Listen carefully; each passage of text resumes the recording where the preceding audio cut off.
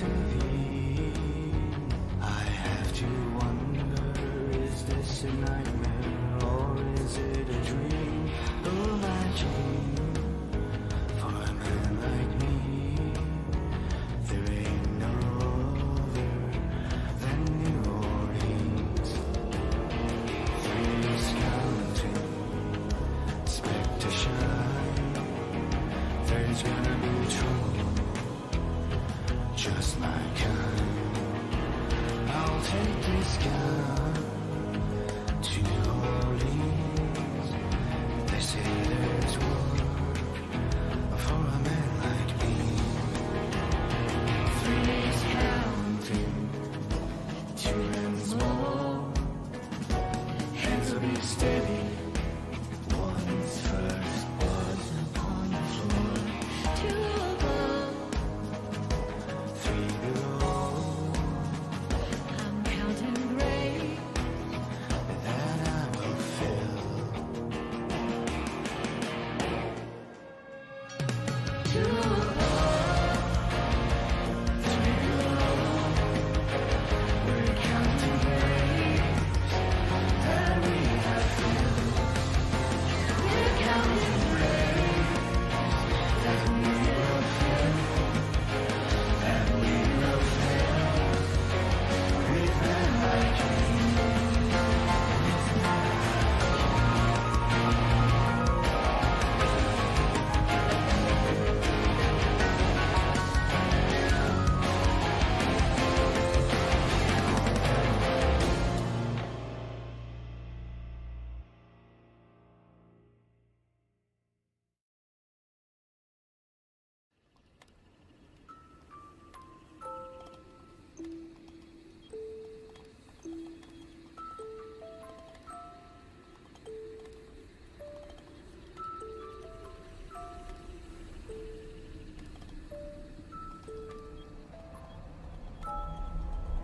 О, грешник, ты купался в крови. О, грешник, ты купался в крови. Искушение манит, ведет в никуда. Нужен нож, сапоги и ружье, настал час суда. О, грешник, агнец должен страдать. О, грешник, агнец должен страдать. Коль не хочешь быть проклят, искупайся в крови. Нужен нож, сапоги и ружье, время идти.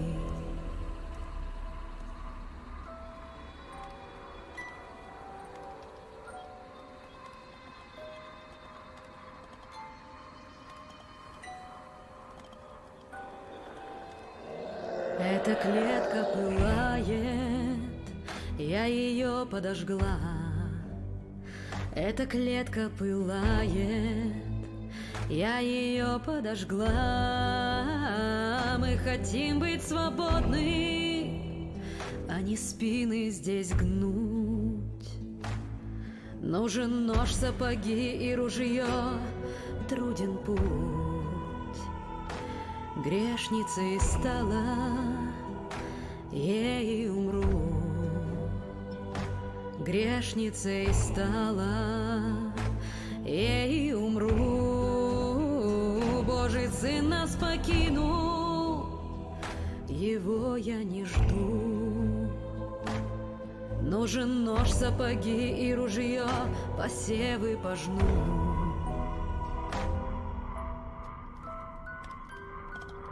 Так, я тут покушаю быстренько, и мы начнем. Ты держись рядом, научу выживать. Следи за зарядом, помогай убивать. Среди нас ходит дьявол, наши души в тени. Нужен нож, сапоги и ружье, бьемся мы не одни. Нужен нож, сапоги и ружье, Бьемся мы не одни.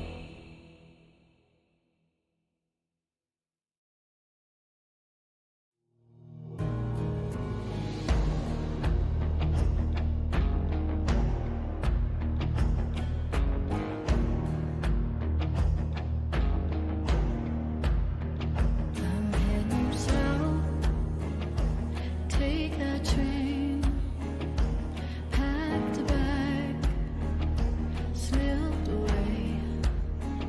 They say it's dark in New Orleans. They say there's work for a woman like me. I killed a man and a few more. I shot them down and left their bodies cooling on that old third floor. I killed another to get this seat on the train to New Orleans. 3 days counting, expect a shot. There's gonna be trouble, just my kind. I'll take this letter to New Orleans. They say there's work for a woman like me.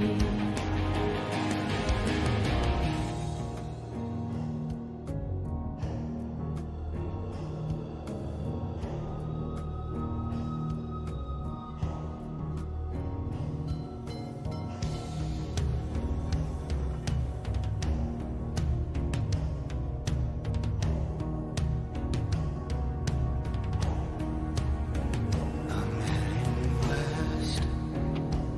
Take that train.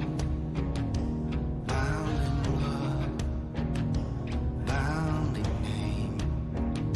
The bounty's high in New Orleans.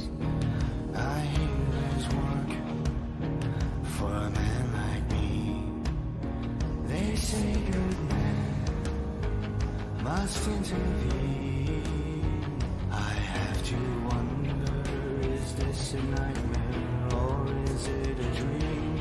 Oh, my dream for a man like me. There ain't no other than New Orleans. 3 is counting, expect to shine. There's gonna be trouble, just my kind.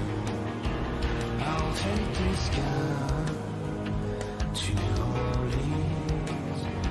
They say there's work for a man like me. 3 is counting, 2 ends more. Hands will be steady. 1's first, 1 upon the floor. 2 above, 3 below. I'm counting graves. That I will fill. 2 above, 3 below. We're counting graves that we have filled. we're counting graves. That we will fill. That we will fill. With them like you.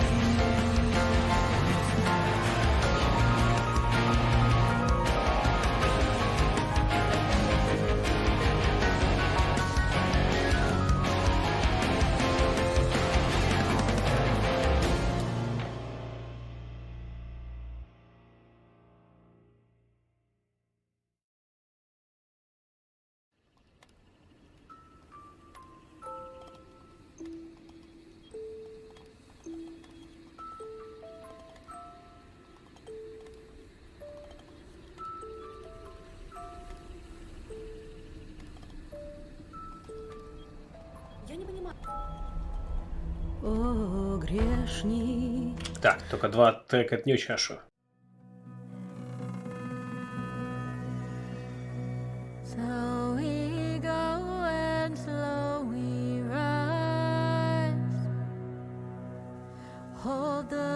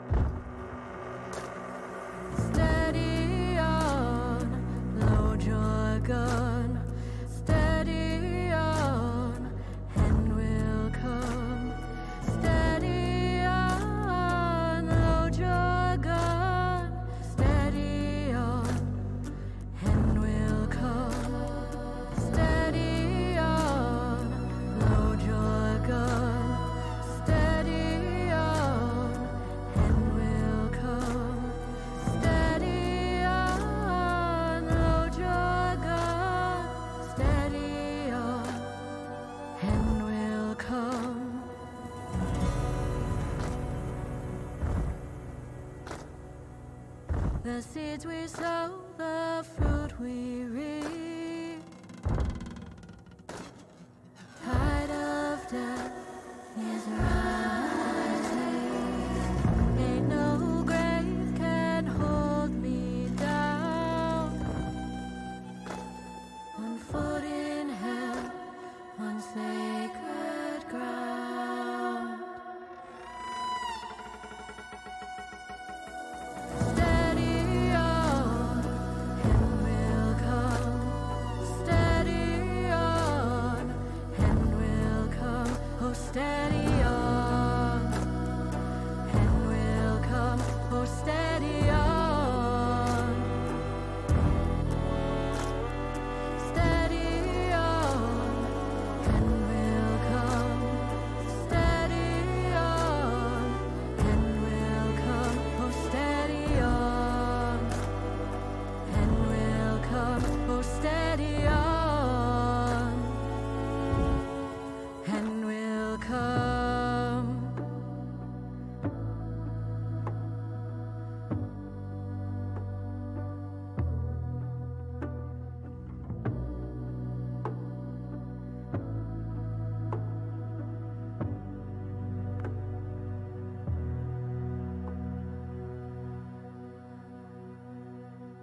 The tale is told, my fate is writ. I die, I weep, it starts again.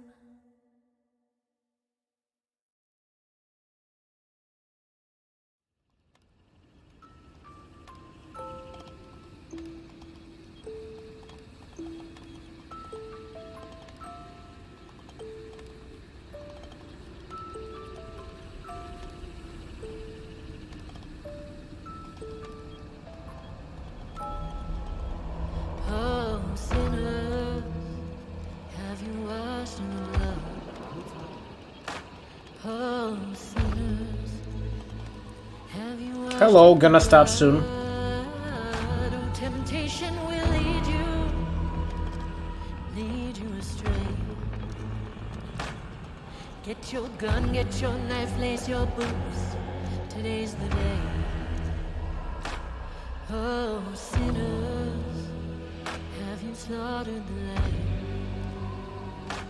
Oh, sinners, have you slaughtered the lamb? It's eternal damnation, lest you wash in the blood. Get your gun, get your knife, lace your boots. The time has come.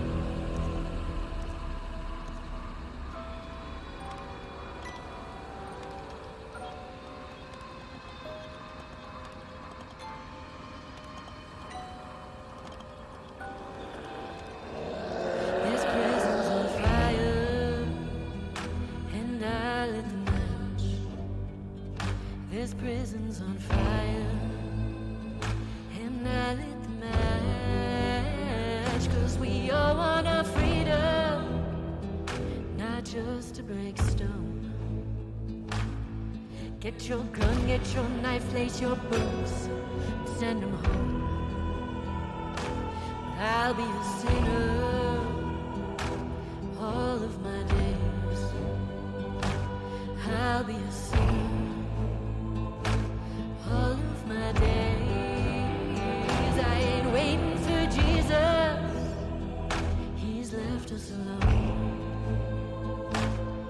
Get your gun, get your knife, lace your boots. The seed's been sown.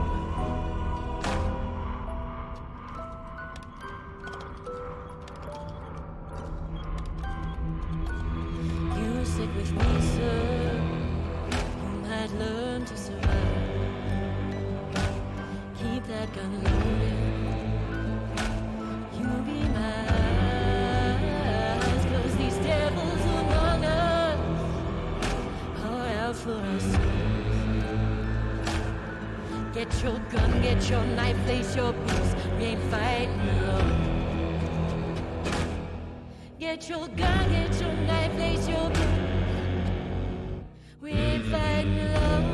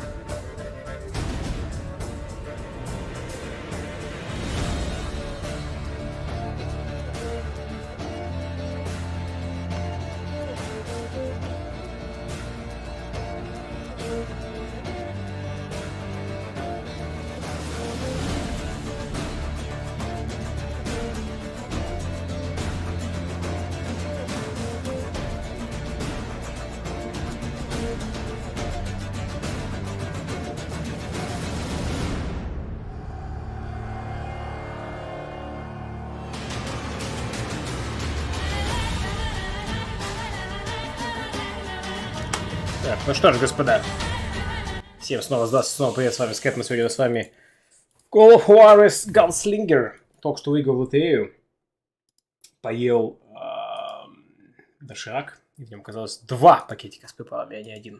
Такой, ей!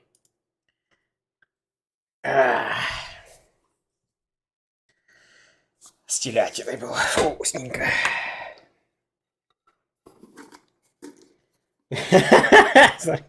Что? Я серьезно, Топ Гейминг прям? Ух. Ох.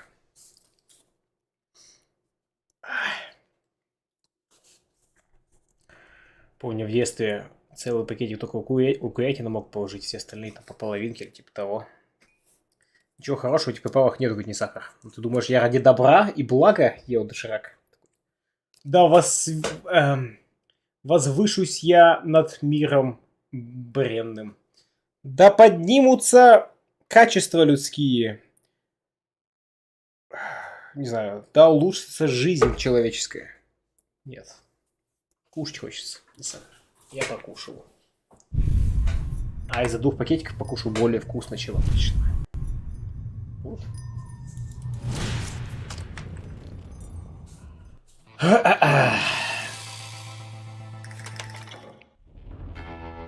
Так.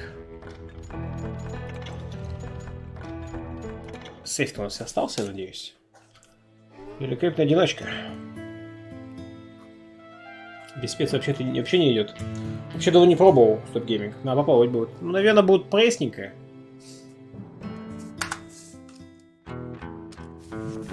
I knew I needed resources if I was going to track down Roscoe Bob Bryant, and hunting Plumber looked like a good way to get rich quick. As the local vigilantes exposed him as the leader of the bandits, and put a generous price on his head. Так. Кстати, ваши фейки будут носить урон, бросить сетку зачатки, вы легко сможете пострелить ее от беда, так прицел оружия будет сам следовать за динамитом, просто нажмите на кнопку мыши, чтобы взорвать его в воздухе. Или больше концентрации за попадание в голову, посмотрите по головам, чтобы сосредоточиться каждое попадание в голову больше 50% может. Это зачем обычно? Да, давай. Plumber rallied his gang to plunder one last gold mine before making their escape, and that's where I thought I'd find him. А не, другого на TNT. Теперь можно будет взрывать в воздухе, что замечательно.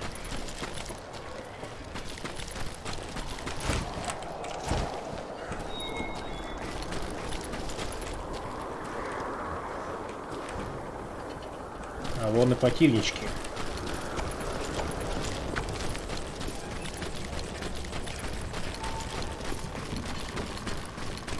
It makes me nervous standing so close to all these goddamn barrels of gunpowder. Why would you be nervous? No one has the cojones to come after us. Короче, неуютно рядом с взрывчаткой тусить. Yeah, besides, George is up there on the rocks with that rifle of his. Nothing gets past him.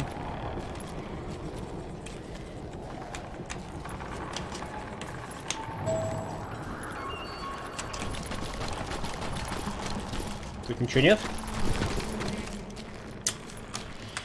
Oh, by the way, I was looking around and came across the stream and maybe I can help you out with your Twitch, custom graphics even more.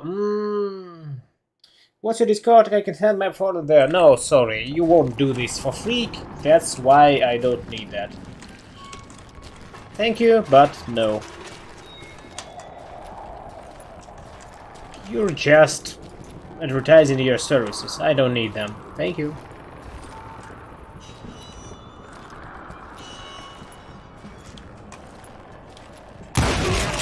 My late father pointed out to me more than once. God made men. Samuel and Colt made them equal.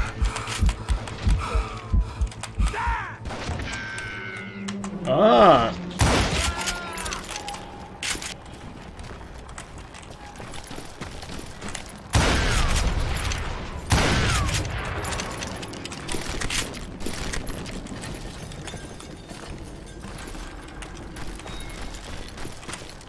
Бог сделал людей разными, но Коль сделал их равными.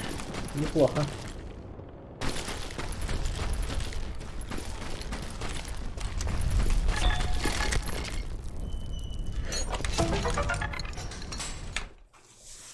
Дружинники. На Диком Западе, где закона либо не было, либо он представлялся нечистыми на руку властями, группы людей, которые называли комитетами дружинников, брали правосудие в свои руки. Жители понимали собственные законы, которые обычно позволяли в упрощенном порядке судить и приговаривать подсудимых к смерти через повешение.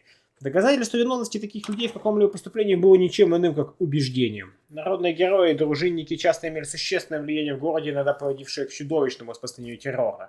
Так было с дружинниками Монтаны, ответственными за повешение Гена и Пламера и еще 21 подозреваемого, которые были обвинены в членстве в мифической банде невинных. Последний из этих несчастных был повешен лишь за озвучивание своих сомнений по поводу виновности других бандитов.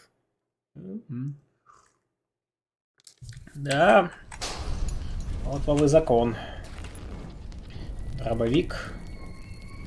Вырезанный дробовик.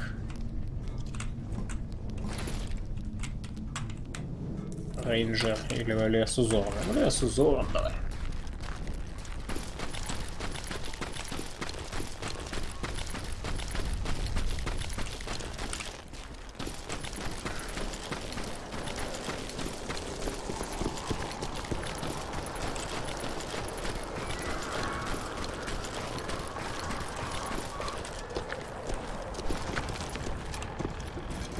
I knew that Okay. dynamite wasn't mine, so I decided the polite thing would be to return it. Lol.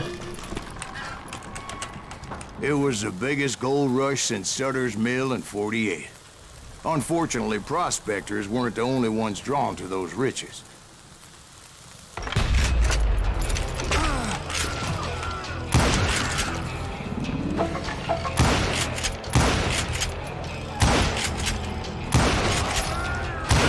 There were thieves and killers, robbing travelers and hijacking gold shipments. Like those that ran with Plummer. Some were just regular folks I knew from town, drawn by greed and easy pickings. Вылез игра. Charlie Crow, the blacksmith. He worked in the state. Sam and Jeremiah Barber, the butcher's sons. Ordinary citizens who lived a double life. Stealing and thieving and murdering their neighbors. Это не зря.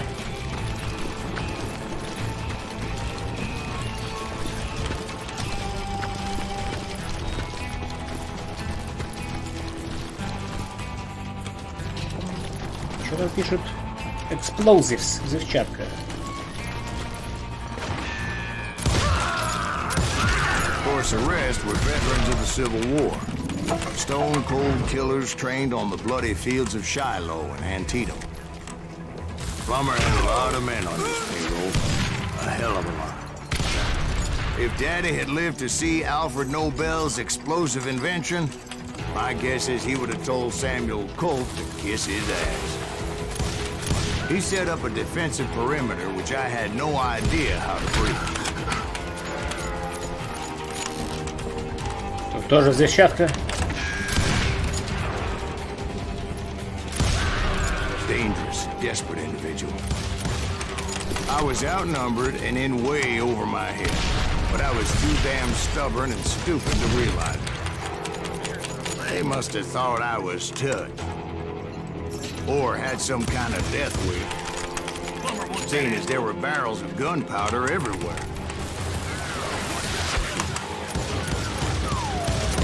One stray bullet, one stray spark, and I'd be blown to hell and gone.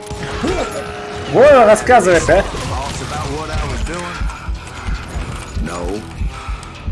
That son of a bitch pretended to protect the public with one hand while stealing them blind with the other.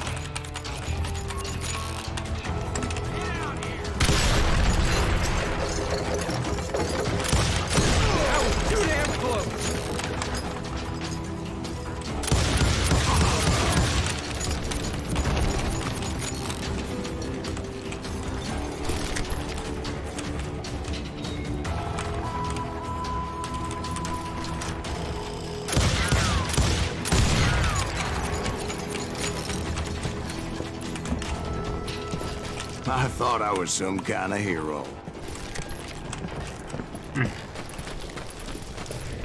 У нас сейчас будет разочарование. I finally made it past and headed on to meet my destiny.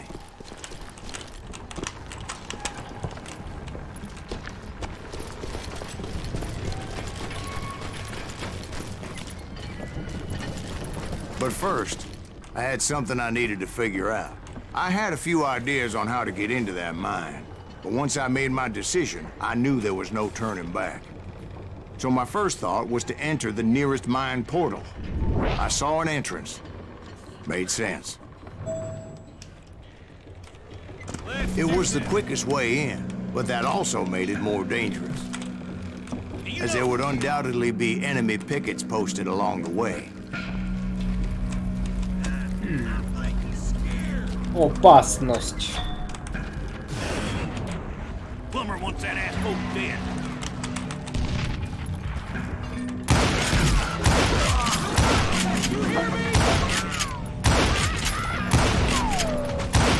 I was dropping you down a mine shaft.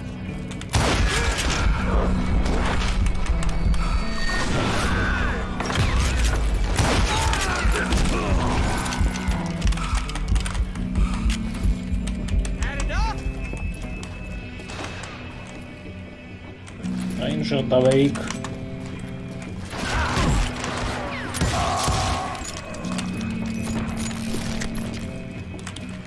Besides, once you enter a mine like that, it's easy to get all turned around.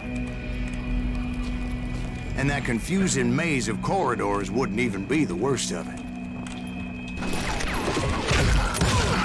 Some of those shafts could be as deep as hell.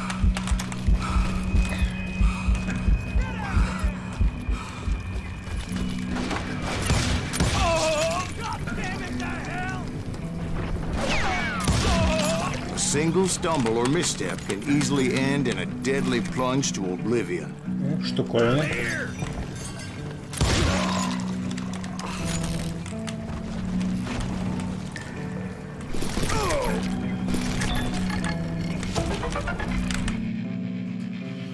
Беннек, штат Монтана. Хорошо сохранившийся город-призрак в Красный Бивер.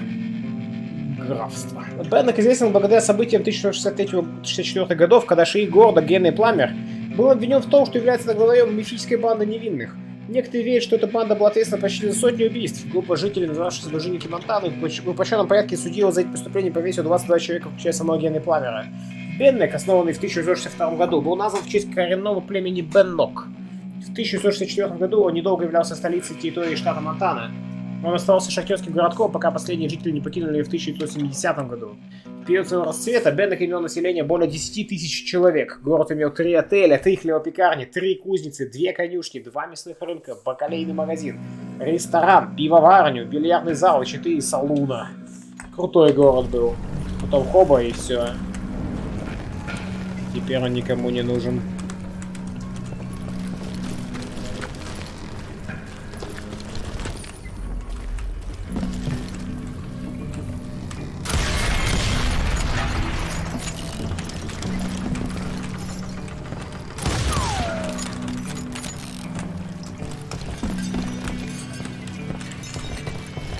Опасненько.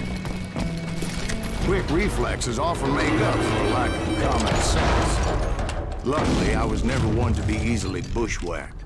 I would just need to be careful not to blow myself to kingdom come. Самого где-то рядом. With all that gunpowder and dynamite everywhere, a body has to know what he's shooting at. Эй, да ладно!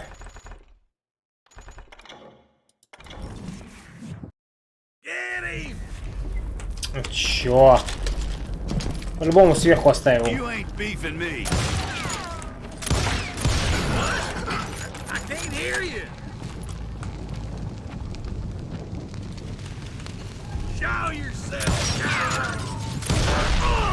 All it takes is one tiny spark. В этом и идея. Нельзя стрелять в бочки, ясно?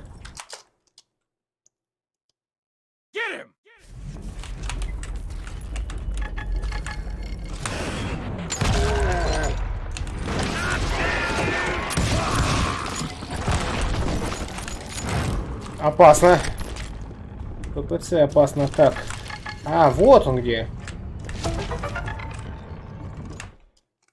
Золотые лихорадки, характерны для 19 века, представляли собой масштабные и резкие переселения людей в районы, часто отдаленные, где были обнаружены залежи золота. Самой крупной и знаменитой была калифорнийская золотая лихорадка 1848 года. Джон У. Маршалл нашел золотой самородок возле лесопилки Джона Саттера в Коломе, штат Калифорния. Новость об этом открытии быстро разлетелась, и со всего мира в Калифорнию начали стекаться люди, чтобы воспользоваться шансом быстро сбогатеть. Лесозаготовительные лагеря и военные форты опустели, моряки покинули корабли, фермы предприятия были заброшены. Более 300 тысяч людей поехало в Калифорнию. Эти люди с 49-го отправлялись на запад сушей по Калифорнийскому пути и реке Хилла или по морю вокруг мыса Гор, нагибая всю Южную Америку. Большинство людей нажились не на золоте, а за счет тех, кто пришел на запад в надежде напасть на золотую жилу. История Дикого Запада изобилует подобными золотыми лихорадками. Одной из крупнейших была золотая лихорадка Пайкс Пик, позже ставшая известна как золотая лихорадка в Колорадо. Около 100 тысяч золотоискателей наводнило скалистые горы в период с 1858 по 1861 года, когда была образована территория Колорадо. Другим знаменитым примером является золотая лихорадка в Блэк Хиллз в конце 1870-х. Тысячи старателей последовали за экспедицией Кастера вглубь индейской территории. Там же был основан город Дедвуд, штат Южная Дакота, который до этого дня является популярным туристическим местом, изобилующим как салунами и казино. Город знаменит тем, что в местном салоне погиб один из величайших разведчиков и стрелков Дикий Билл Хикок, застреленный в затылок во время игры в покер.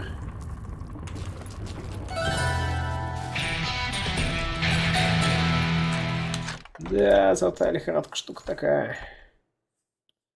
Даже не пользуем марки, пока МК будут обозначать каждого врага поблизости, которого вы не смогли бы увидеть в обычных условиях.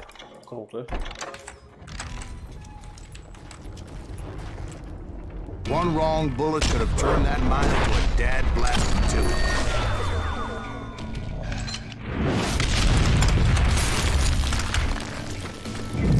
I freely admit that my plan of attack is not just moronic, but clearly insane.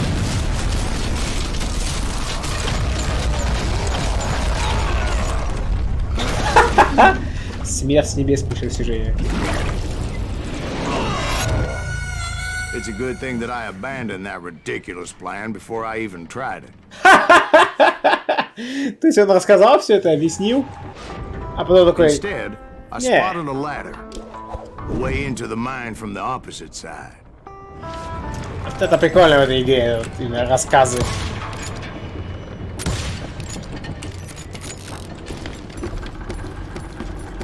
It was a long way around, but that approach seemed more sensible at the time.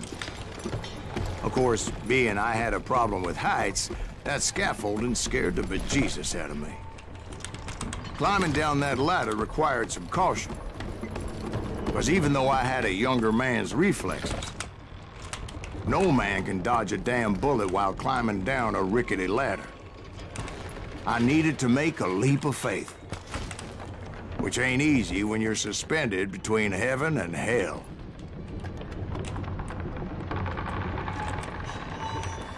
Выкинуть без гайдов. Типа да. А допрыгну ли я? Что-то я не уверен. I was determined not to give up. As Sheriff Plummer seemed quite the despicable character. When the vigilantes discovered what the sheriff was up to, people were outraged. That 10,000 they put on his head would go a long way to helping me find old Bob. And I had made it my mission to settle that score come hell or high water.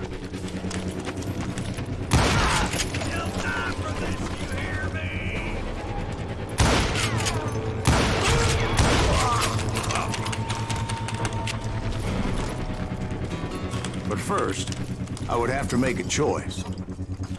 Take the elevator or climb the ladder.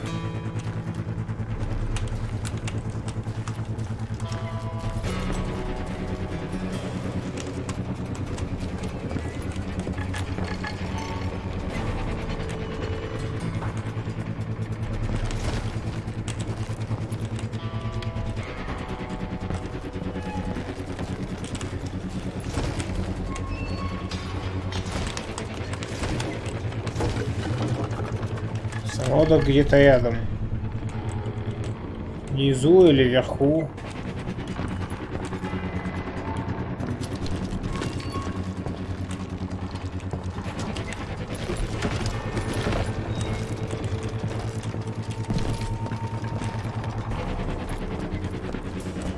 Блин, и где он?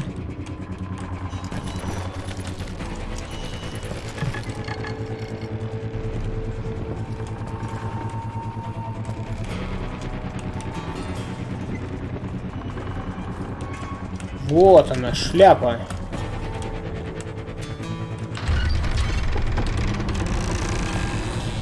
I picked the more convenient and more dangerous route.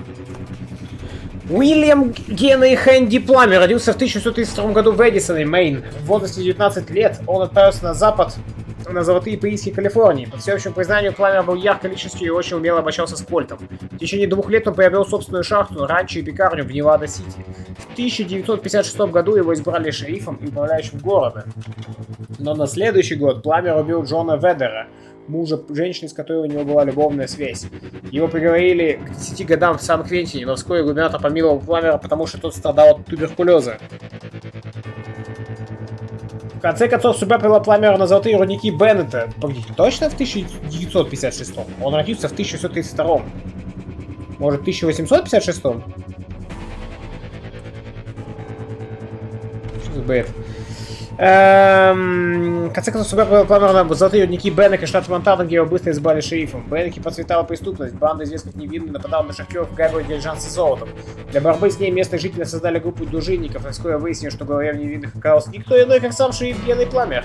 Дружинники повесили 22 человека, включая шерифа, и говорят, что перед тем, как размять шею, Пламер сделал им предложение. «Дайте мне 2 часа и лошадь, и я дам вам столько золота, сколько вешу сам». Возможно ли, что он произнес это? Кто знает. Часть историков полагает, что Пламер мог стать лишь невинной жертвой дружинников Монтаны. Некоторые даже говорят, что невинные никогда не существовали, настоящими бандитами были сами дружинники. Вероятно, мы так никогда не узнаем, кем в действительности был Пламер, героем или убийцей. Выбор.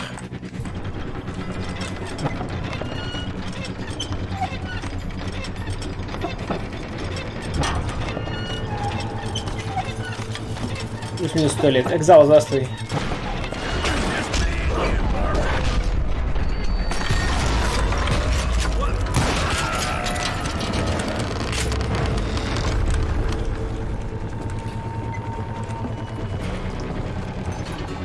Plummer was a mad dog, and the people of Nevada City deserved better. Nevada City? Well, I thought Plummer met his maker in Bannock, Montana. Right, well, he was the sheriff of both places at one time or another, but that's neither here nor there. The point was, taking him down would save a lot of lives, including my own. Вот еще сказочник, да. Невада Сити.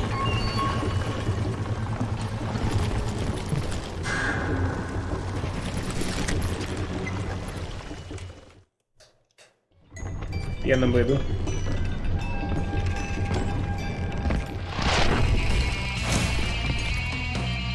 Законник, бандит, отступник, Генри Пламер.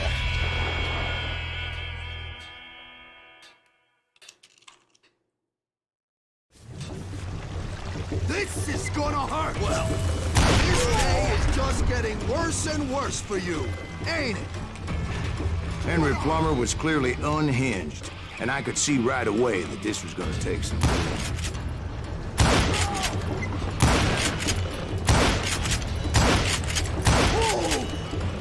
Blood money for you today.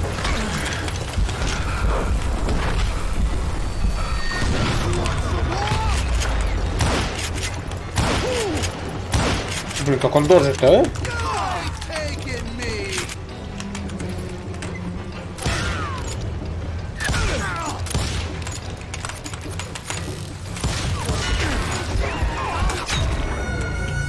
Пипец, надо успевать отстреливать динамиты.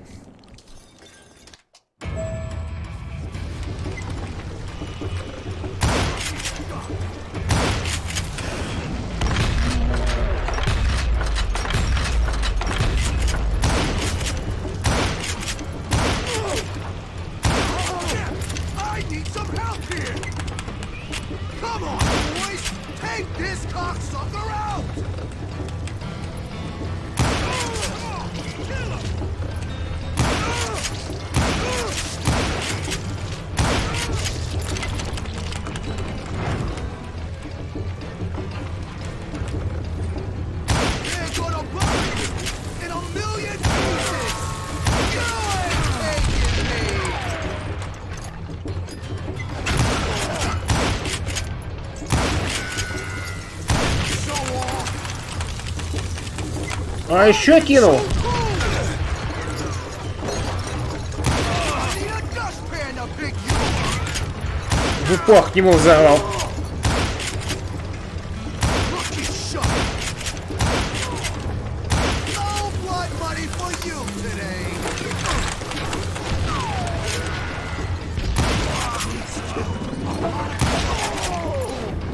So that's how Henry Plummer died. Him and his crew were worth their weight in gold. And now, I was officially a bounty hunter. Получу достижение «Правдивая история». Найти все самотки истины в одной миссии.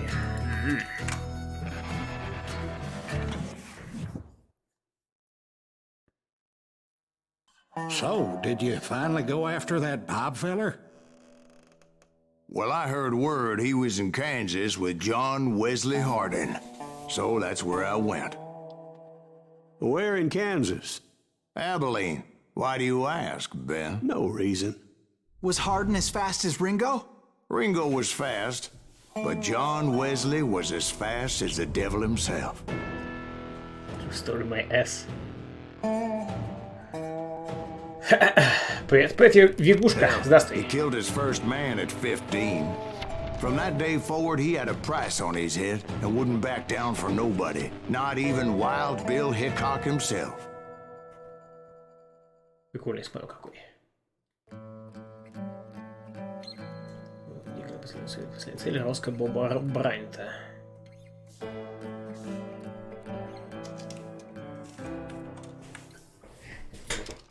I dodged death many a time, and that night in Abilene was no different. Окей. Еще разок.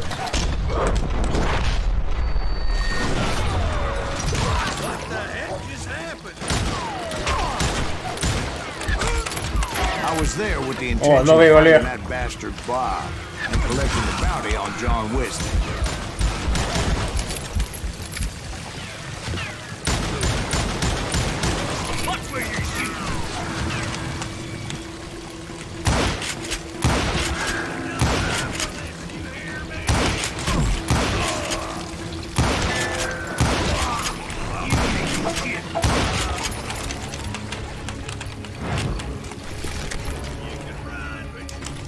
I thought the Texas Rangers got Hardin. Yeah, that's what they want you to believe. It was cold in a witch's tit and a brass bra that night as I Мы уже fought были в my этой way локации, past his кстати. loyal compadres.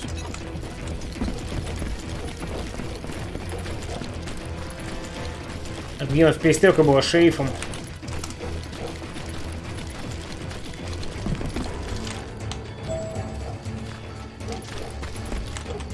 Укрытие в салуне.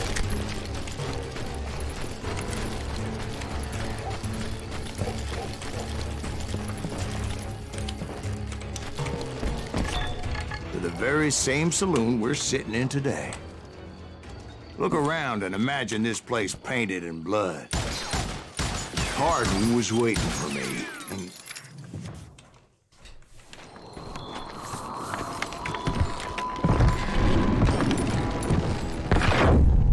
wait, I'm jumping the gun here. Let me back up and give you some background on this sumbitch. He deserves that much. Don't you think so, Ben? John Wesley Hardin was a killer. By the end, he confessed to taking the lives of 42 men. Fathers and husbands, brothers and sons, men with families who cared about them. He was a bona fide folk hero by then, and had amassed a gang of armed miscreants and other assorted thugs. He and his men set up camp outside of town, and I was hoping Bob was among them. Shit, it's cold out here. Freezing my giblets off. Ain't right, we gotta stay out here keeping watch like this. Ain't nobody stupid enough to go after Hardin anyway.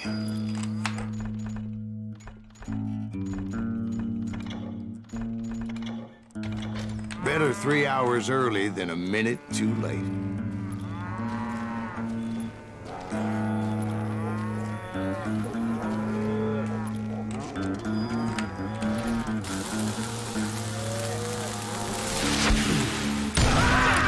Shoot them! that son of a bitch! They didn't ask why I was there. They knew. As most of them were wanted as well. I figured Hardin was here somewhere, but to get to him, I'd have to get past his gun hands. I had to spill a lot of blood to find out Hardin wasn't in that camp.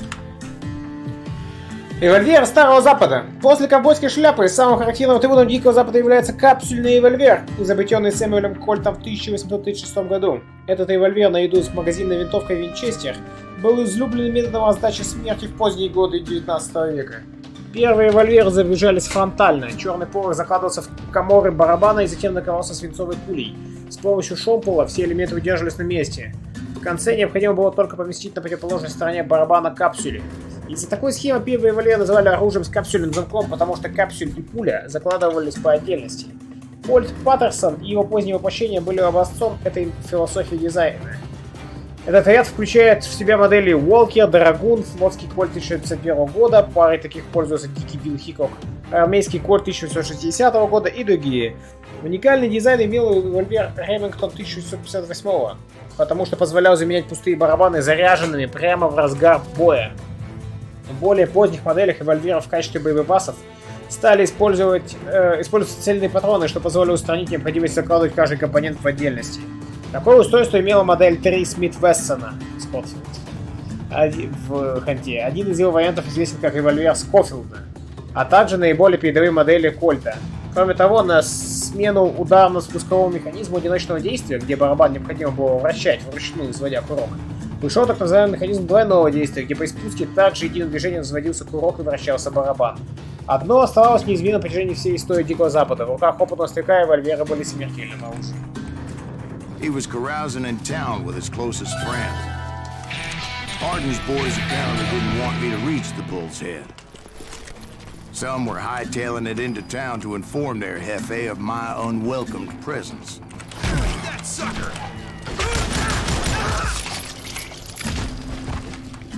Да, скорострельность прям, конечно, мое почтение. Казнь ближайших врагов. Попадайте в голову даже не цели. Нажимайте и удерживайте Q, будете использовать вашу концентрацию на обозначение ближайших врагов для казни через безупречный выстрел в голову. Чем больше концентрации будет жестов, тем больше их умрет.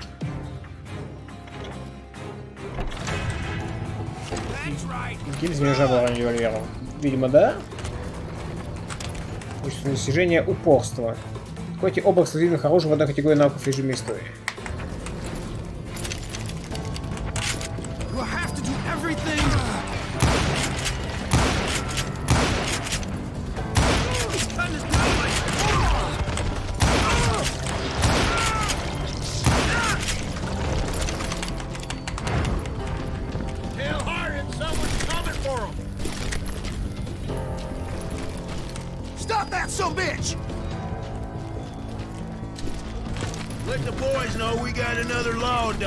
Не понял. Откуда я слышу их?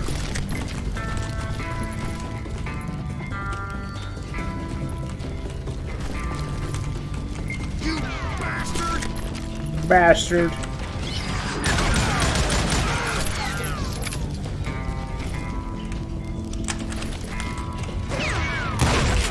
I wondered if Bob was among them.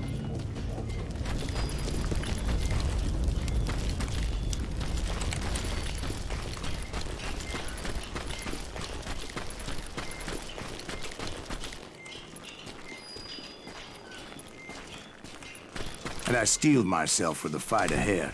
For as good as I was, deep down I wondered if John Wesley wasn't just a little bit better.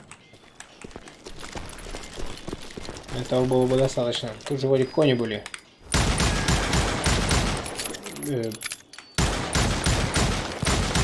Не видел. Ох, отец, салат, привет. Before I could test my mettle against Hardin, however, I would first need to dispatch his cadre of hired killers. Most of these degenerates were beyond redemption, but John Wesley might have been a different story.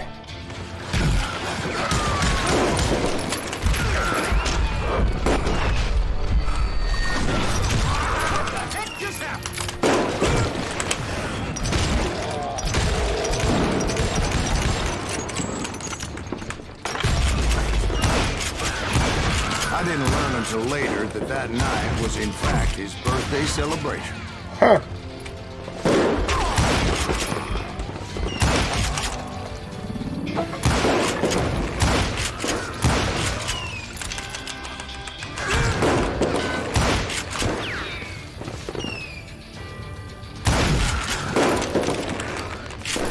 I think I already mentioned that I found Hardin in this very saloon.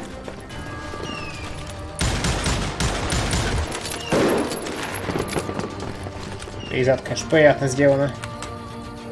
Задавить.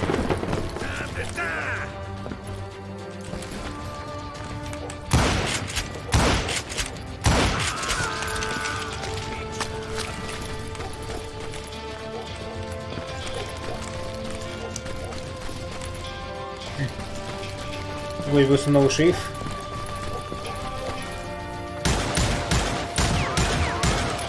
Я, кстати, не понимал эту фразу раньше. Ну, буквально шерифа нового выбрали, типа того. А тут идея в том, что законники, да, сами выбивали власть. Из-за стяжки следователей не хватает.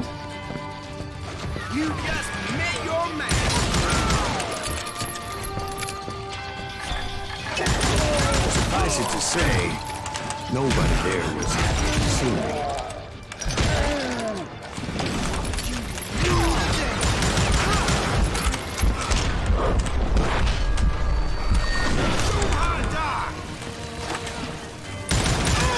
In fact, I felt a certain hostility. Hostility. I was disappointed that neither Bob nor John Wesley were among the dead. But that was short-lived, as a moment later I was facing down the fastest gun in the West.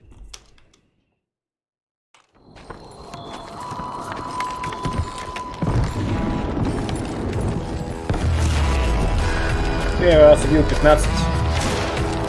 Убил человека за храп. И еще 40 после за то, что дышали. Badass fully. I felt a bolt of adrenaline. Or maybe that was fear.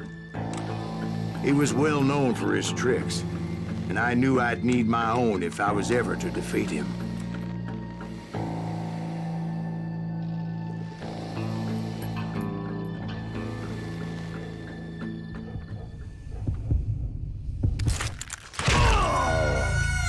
No, wait! You didn't hit me then. I'm sure of it. Я вообще не успел.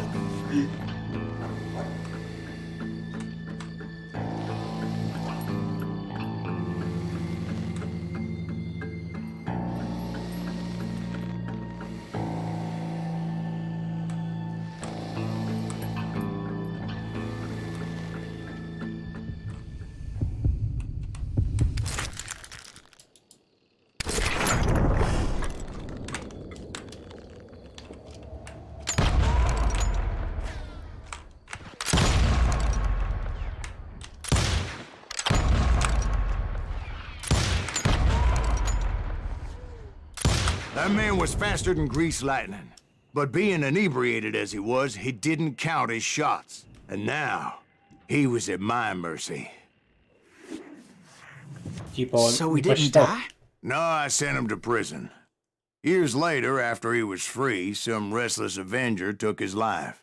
Shot him in the back at a saloon just like this one. Anybody up for another beer? Ben?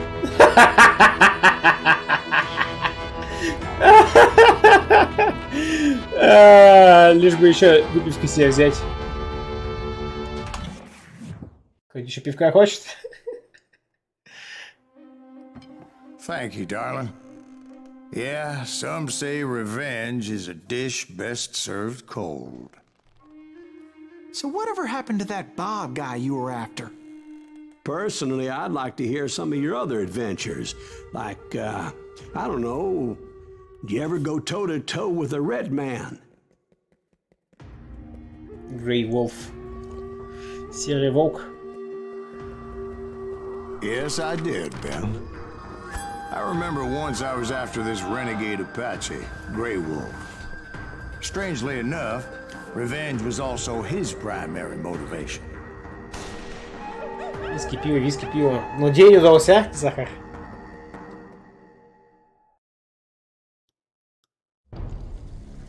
Саймон Гейбс преследовал опасный преступник, как Джон Уэсли Хардин, надеясь, что они смогут нанести его на след Брайанта.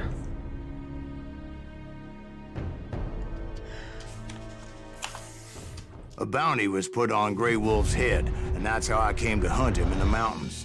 Mountains so high they tickled the nether regions of heaven.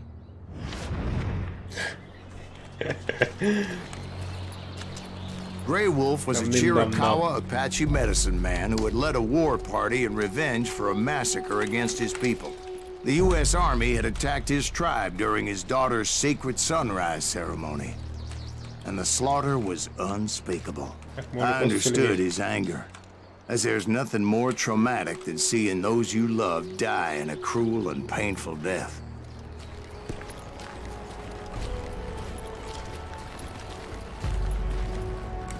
Right from the beginning, I couldn't shake the feeling that Grey Wolf was watching my every move. He led a band of young Apache warriors who wanted retribution and were more than willing to die for him.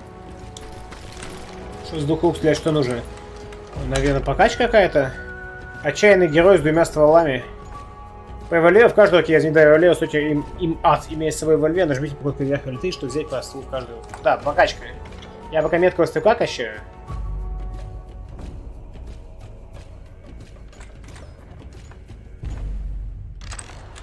Ну так, может 2 будет взять, да? Еще есть типа там дробовики.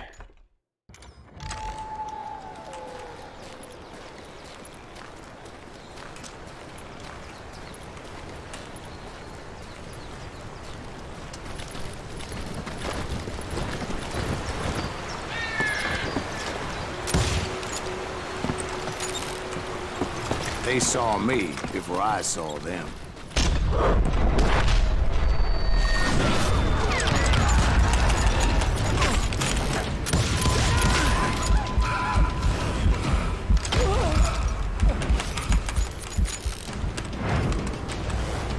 Неплохо они тут засели. And it crossed my mind that maybe this wasn't such a good idea. But now that the shooting has started, there was no backing down.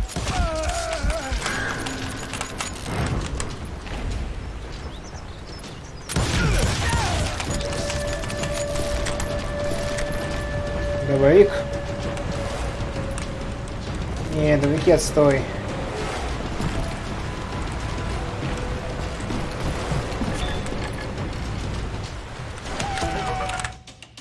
Коренные американцы в контексте Соединенных Штатов являются исконным населением Северной Америки. Они представляют собой множество племен, некоторые из которых сохранились и по сей день в культурно-политическом плане. Согласно принятой теории, они переселились в эти земли из Азии через покрытый льдом Берингов пролив по крайней мере 12 тысяч лет назад. В 19 веке они были истреблены и почти полностью изгнаны из собственных территорий волной поселенцев европейского происхождения. Коренные американцы, обычно называемые индейцы, были разделены на множество племен, что не позволяло им объединиться против захватчиков, которые имели передовое вооружение и регулярную армию. Эл Фрэнк Баум, автор книги «Волшебник из страны Оз», был одним из самых ярых сторонников полного уничтожения оставшихся коренных американцев. Серьезно? Автор книги «Волшебник из страны Оз»? Казалось бы. А что, надо всех краснокожих убить, да? Он писал: белые по праву завоевания на основании правосудия цивилизации являются хозяевами американского континента, и наилучшая безопасность приграничных поселений будет обеспечена только полным уничтожением оставшихся индейцев. Сразу после бойни на ручье Вунды Дни, названной битвой, несмотря на то, что это была не более чем резня безоружных мужчин, женщин и детей, совершенная американскими солдатами, Эл Фрэнк Баум снова выразил свое мнение, раскритиковав правительство за неприменение еще более жестких мер и призвав стереть этих диких и безнадежных созданий с лица земли. Так же, как и древние кельты, покоренные римлянами, коренные американцы оставили неоценимое богатое наследие в языке и многих аспектах культуры Северной Америки. Охренеть. Да, жестко с американцами-то, конечно, коренными вышли. Так, фак. Так, что-то еще есть? Мне показалось это сейчас. Путупум. Только что был звук, что путупум. Это что было? Уровень или что? Нет же.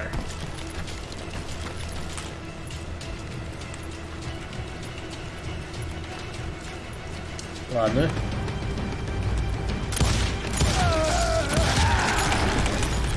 was rugged country, the winter home of the Chiricahuas, and that's why they had retreated there.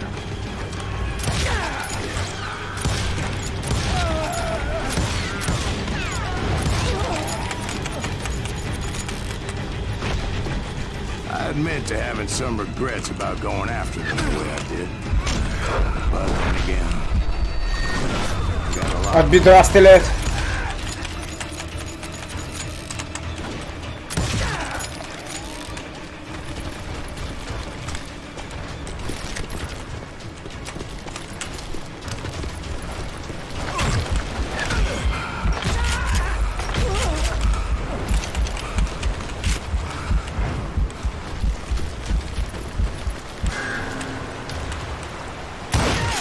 Did you find Grey Wolf?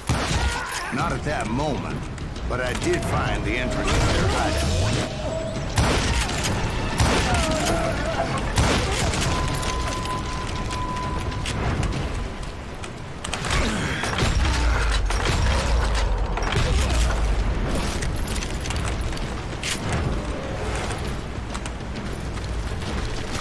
A deep crevice that led to a deeper cave.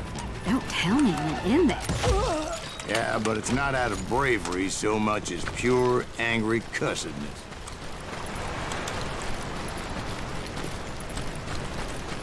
Упрямство.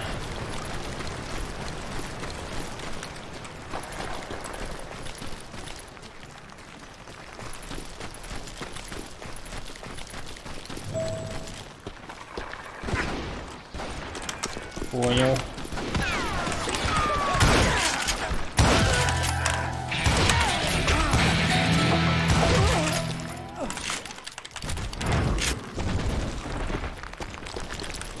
See, back then, I had a stubborn streak a mile wide, and I wasn't about to back down. So it was like pitch black in there? Actually, it was pretty well lit, as they had torches on the walls. Неплохое освещение на самом деле было. Зачем освещать пещеры? Вешая на них факелы, можно факелом ходить.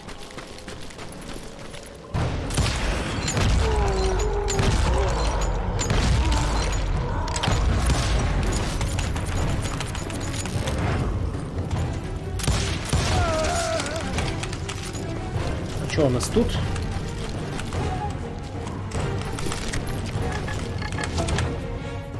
Серый волк. Как казалось, история не знает ни одного великого индейского лидера с именем Серый Волк. Такое имя носил лишь один командир, являвшийся при этом офицером армии Соединенных Штатов. Джордж Крук сделал себе имя во время гражданской войны и в ходе индейских войн. Он боролся против паютов, Сиу и Апачи под предводительством Джеронима. Позже, в знак уважения к нему, Круку дали имя Антон Люпон, что значит Серый Волк. Крук был разгневан, когда апачам Чирикауа, которые верно служили американской армии, отплатили тем, что посадили в тюрьму вместе с повстанцами Джеронима.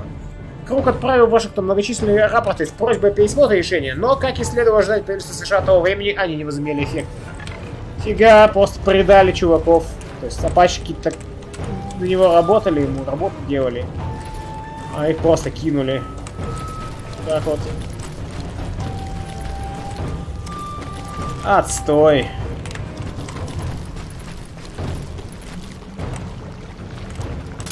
How big was his cave? Big as hell, Ben. Chiricahua had hid out there during the Indian Wars.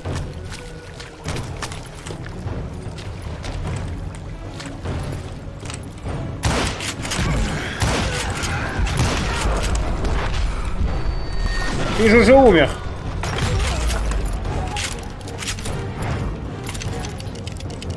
Прикольно, кейзетка. Чик-чик.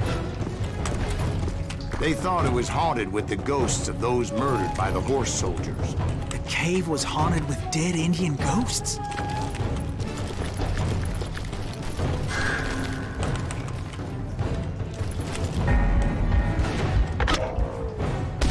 Я же нажал To be S. honest, I was more concerned with the live ones than the dead ones.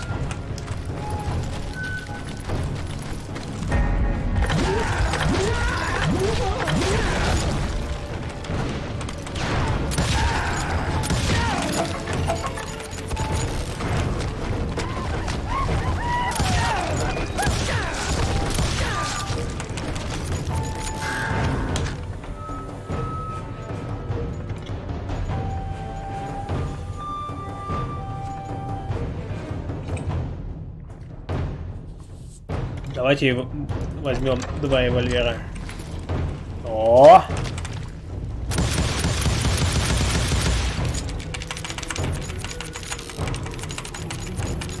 По очереди подъезжают оба. Ван-де-Мор, здравствуйте.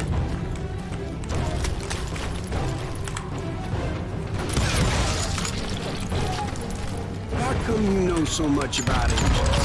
A few years back, I was married to 2 Mescalero women. At the same time? Yeah, they were sisters. Polygyny is traditional among the Mescalero. So what happened? Oh, I had to get out of there. Those girls never shut up. Both of them nagging at me all the time. Drove me half crazy. Haven't seen them since. No, I mean, what happened with Grey Wolf? Oh! Well, I pursued him into the Cave of Death.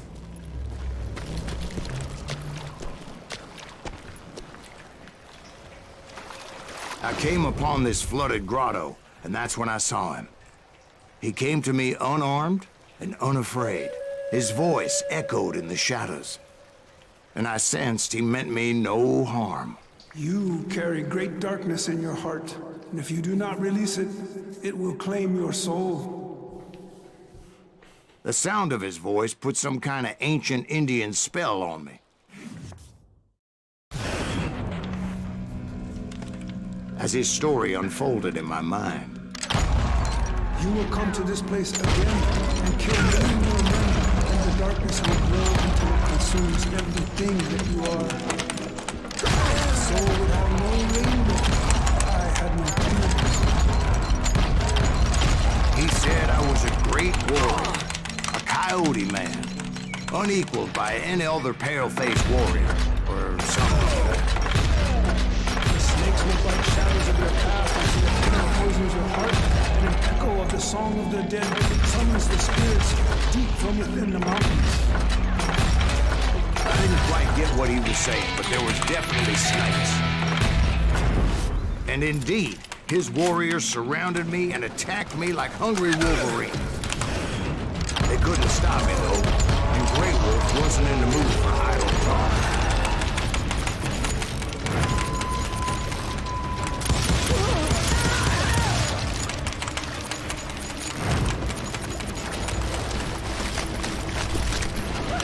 Патроны. Вот револьвера. Не входите в убийство безумно так быстро. Ваш счетчик кома будет становиться активным 50% дольше. Лучше цепочка убийств, более длинный ком, появится больше опыта. Найс.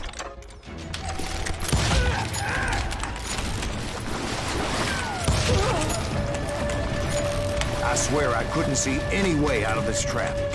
But suddenly, one just appeared. Kind of like a miracle.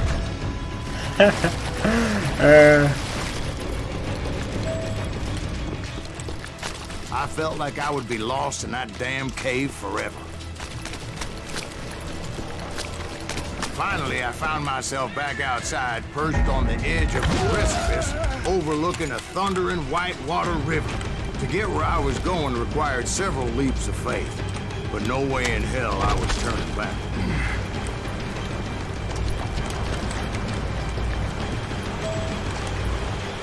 I chased after him, determined to make him explain the meaning of all that mumbo-jumbo. Mumbo-jumbo is right. Are you making this all up as you go? A few details may be fuzzy, brother, but I am relating exactly what happened to me. Типа, не придирайтесь. Я рассказываю There правду. were dozens of Apache warriors aiming at me from on high. Dozens. Well, maybe not dozens, but there was a lot of them. At least 3 or 4. Well, more than that, little lady.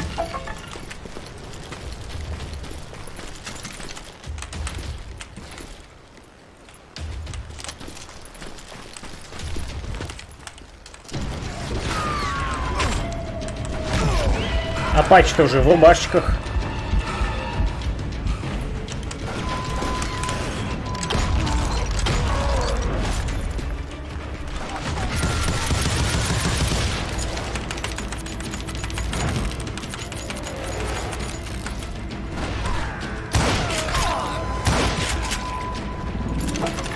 I had a steep climb up creek ahead of me and scrambled up those rocks like a mountain goat.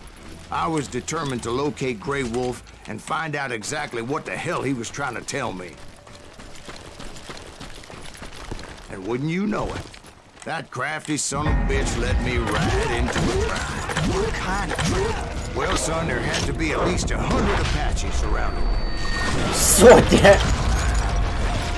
100? God be my witness. Come on, who are you kidding? Hey, I believe you. Come on, tell us how it ended.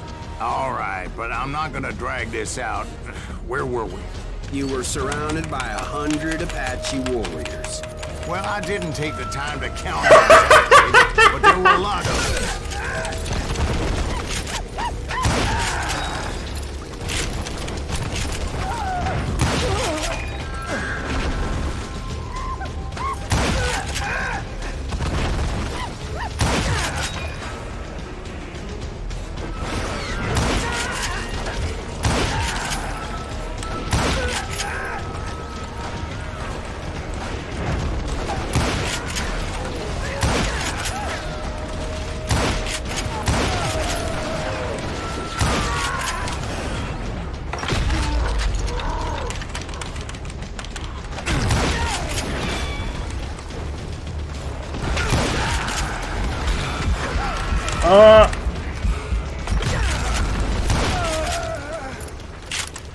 And in the end, a path appeared before me that I had not seen before.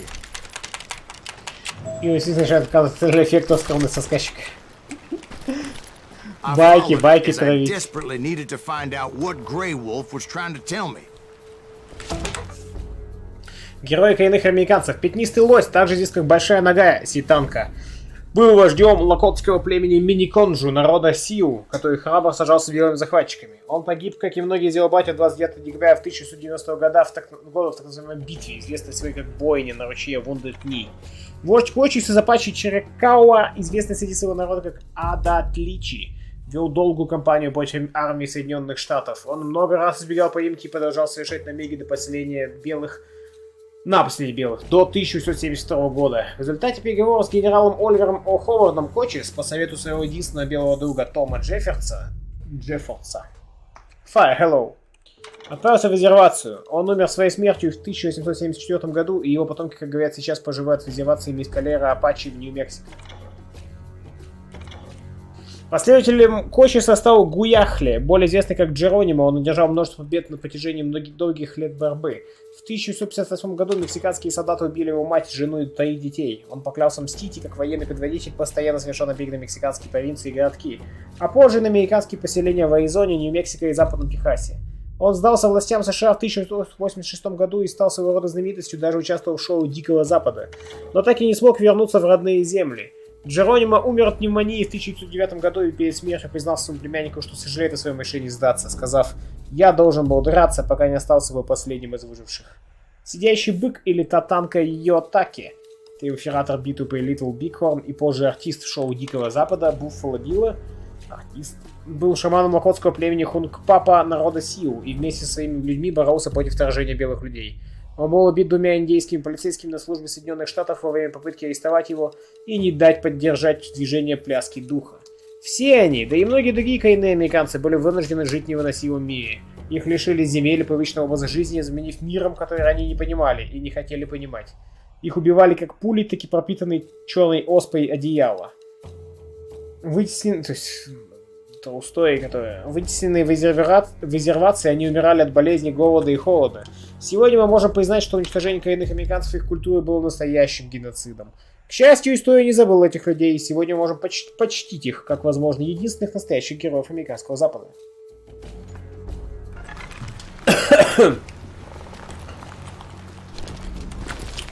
Прикольная игра подает историю. But it was like that son of a bitch disappeared into thin air.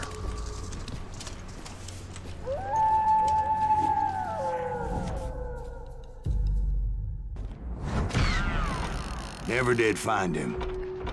And never did collect my goddamn bounty. Отстой.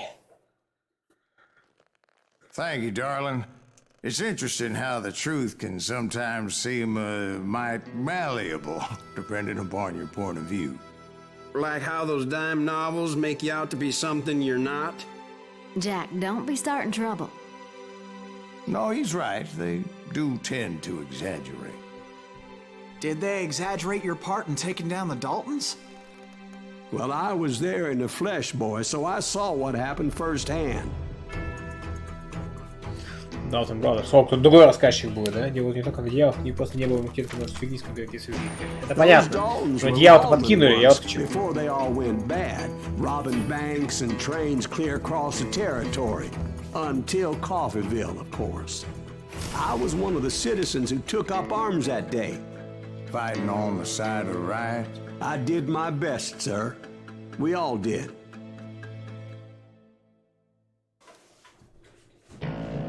Серый волк Шамана Патча сделал Сайлас таинственное предостережение, предупредив об опасности стонуть в яде злобы и ненависти.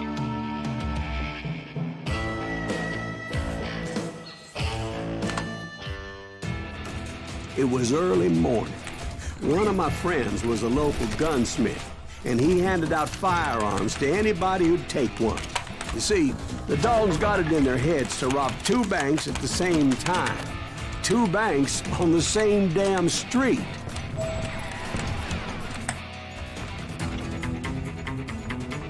Так.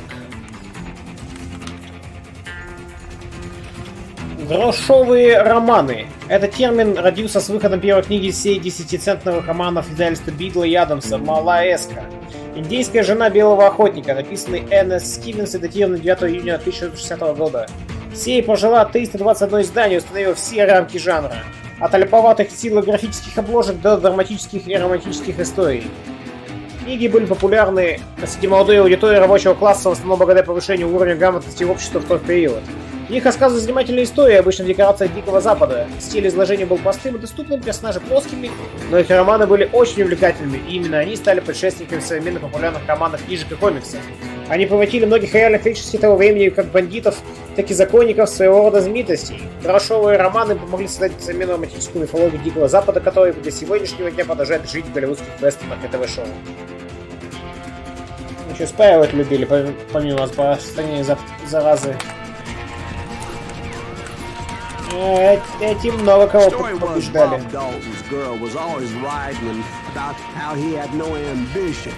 Oh, you're nobody next to Jesse James, she'd say. Finally, the bastard took his brothers to Coffeeville just to shut her up. Right. It's always the woman's fault. Well, the locals recognized the Daltons right off. Before they could get away, half the town took up arms to defend their property. Their first mistake was pulling a job in their own damn hometown. The boys grew up in Coffeeville, so everybody knew them. The bank teller tricked them, telling them the time lock on the safe wouldn't open till 9:30. Well, that gave the locals enough time to prepare an ambush for those sons of bitches. Да, глупый шаг.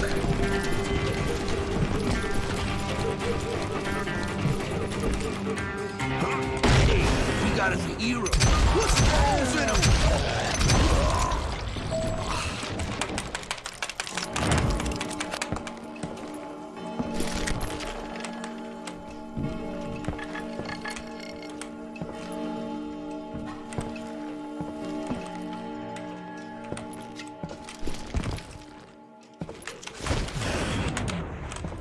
Блин, не так много клавиши.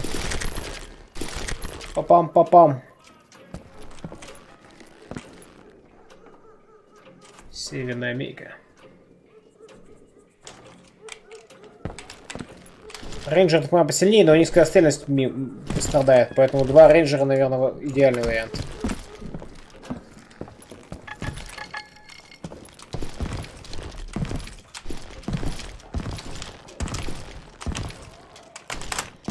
Ой, пощада, игра.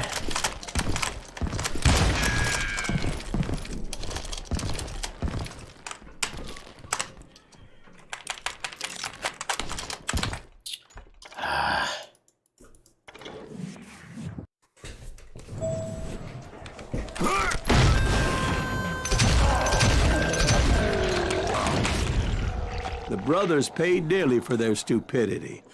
But everybody knows they had it coming. There's more to it than that. I read all about that day, so I know for a fact that it went down very differently. Опа. First of all, it was high noon. A posse of U.S. deputy marshals were on the rooftop across the street. Get ready, boys. They're gonna make a move. The lawmen had been tracking the Daltons for months, and now they finally had them dead to rights. Among them was a bounty hunter feared by many a lawbreaker. The marshals tried to get the Daltons to surrender. They'll do it eventually. We just gotta wait the son of a bitch. This bounty hunter knew that the brothers were far too proud to ever lay down their guns. He went in there alone to confront those criminals. Одна и та же история, но как по-разному ее подают. Давайте докачаем генадер. One of the marshals shouted, "Where are you going? Are you crazy?" Hey, where do you think you're going, dumbass? That rifle's mine. But he paid him no mind.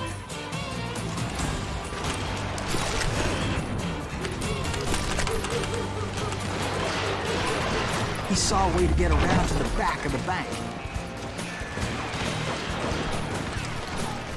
Then he figured out how to hit the Daltons from a direction they weren't expecting.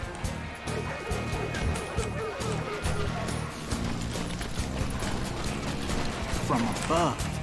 Fortunately, a water tower was right there.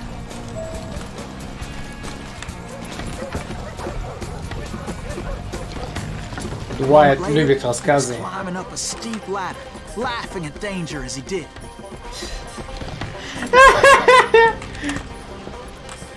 О, байки-то любят травить, а? Brave men like him who risked their lives to tame this wild country.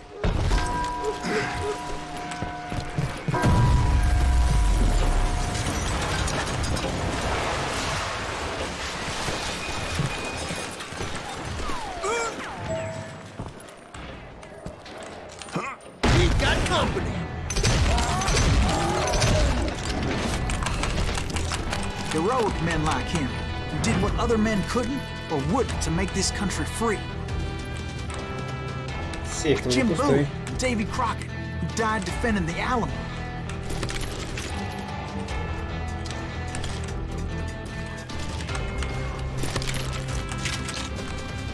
Опять вижу, как гафонскую тюфанти. Ха-ха. Is that Silas Greaves? Son of a bitch! Son of a bitch!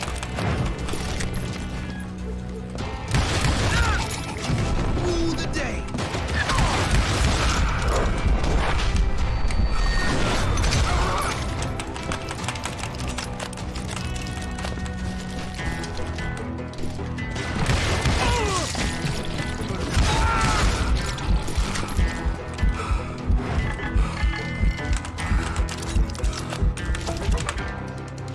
Кофевиль. В день 5 октября 1692 года банда Далтон появилась в своем родном городе Кофевиль, замышляя ограбить два банка одновременно. Их целью были SM Condon Company's Bank и First National Bank, расположенные через дорогу друг от друга. Братья Боб, Грет и Эммет и два их товарища Дик Броудвелл и Билл Пауэр разбились на две группы. Надев накладные бороды, они зашли в банки утром, планируя быстрое двойное ограбление. Первая группа сделала все без заминки, но вторая оказалась обманута с милым банковским служащим, убедившим бандитов, что сейф защищен часовым замком, который должен открыться только за одно время. Они начали ждать необходимые 15 минут, и за это время против них вышел весь город. Жители Кофевилля узнали братьев, несмотря на их хитрую маскировку, и не собирались позволить им сбежать с деньгами. Наконец, бандиты, утратив хладнокровие, покинули банк, не прождав 15 минут. На улицах завязался обычный бой, который привел к смерти всех членов банды, кроме младшего Дальтона Эммета, который уже раненый вернулся, чтобы вытащить одного из своих братьев. Это стоило ему полного рта грязи и заряда из двуствольного дробовика в спину. Он был приговорен к пожизненному заключению, но вышел из тюрьмы через 14 лет. Эммет любил рассказывать, что к попытке безумного ограбления Далтона подтолкнул федеральный маршал, некто Хек Томас, который неустанно преследовал их. Ограбление в Кофевилле они расценивают как последнее дело банды, которое позволило бы им навсегда оставить опасный бизнес, но вместо этого он привел их на кладбище. Донести до нас эту историю удалось только Эммету. Ну да, все остальные умерли. Federal Bank. Over there! А чё, я ж нажал влево.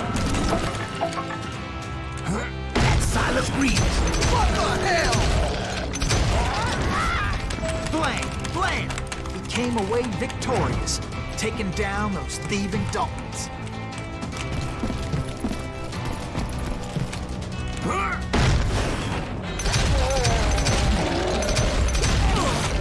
His name was Silas Greaves, and when the dust finally settled, he was the last man standing.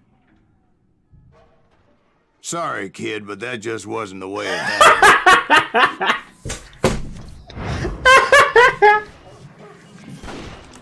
It was early evening, not high noon. Как они любят слово high noon.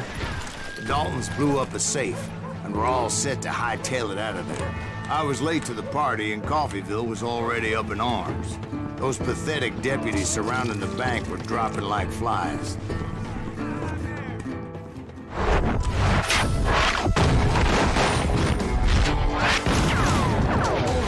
Боб Эммет Грет. Лидер-любовник лох. Прикольный у них костюм. I'd been tracking those jokers for months, waiting for them to do something reckless. Finally, they did. Those stupid bastards decided to rob 2 banks at the same time in the same town where everybody knew them. They still had friends in Coffeyville.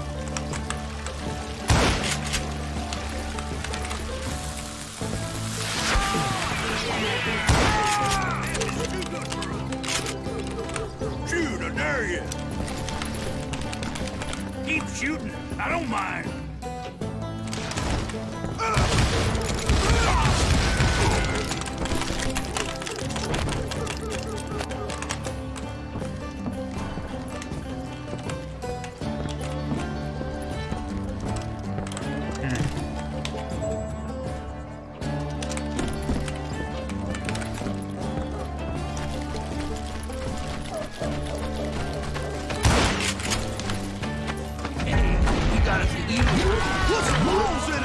Those friends came after me like a pack of wild dogs, tooth and nail.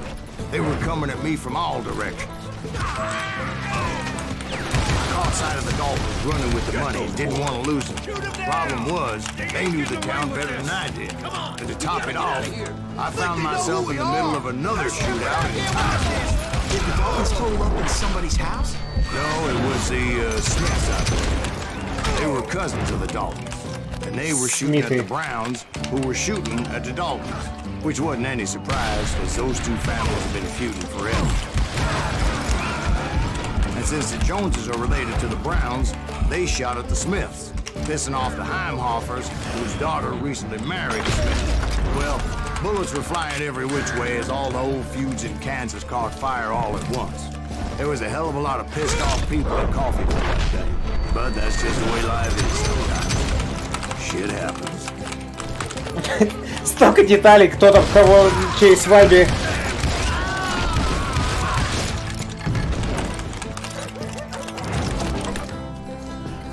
Далтоны. Родственники знаменитых янгеров. Братья Далтоны увековечили свои имена в летописи насилия и беззакония Дикого Запада. Трое из них, Греттон, Боб и Эммет, примерно в 1690-е годы оставили неблагодарную неприбыльную работу законниками, чтобы создать так называемую банду Далтонов. Единственной целью этого предприятия было заняться более интересной работой по ограблению банков и поездов. Одно такое ограбление закончилось арестом Гретта, которому затем удалось поразить маршала своим побегом из движущегося поезда, который вез его в тюрьму.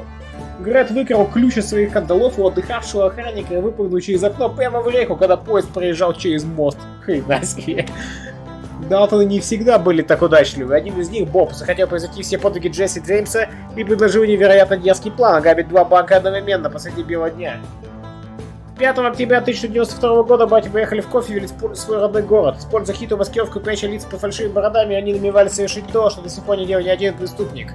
Дерзкое ограбление завершилось полной катастрофой для братьев и их товарищей. В тот злополучный день Боб погиб, а его брат Эммет чудом остался в живых, хотя в него стреляли 23 раза.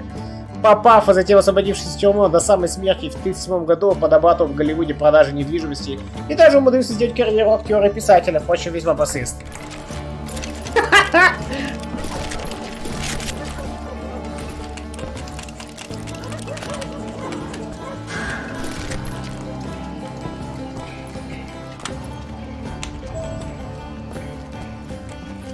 Не, надо наверх, да? Но я сейчас тут почекаю, что кого.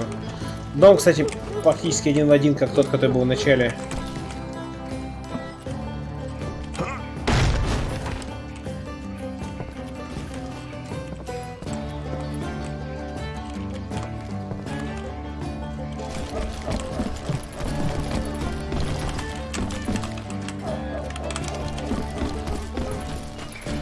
The Dalton boys knew I would never give up. Those Daltons weren't the sharpest knives in the drawer, but they always stood together. They set a trap to slow me down and allow at least two of them to escape. Неплохо.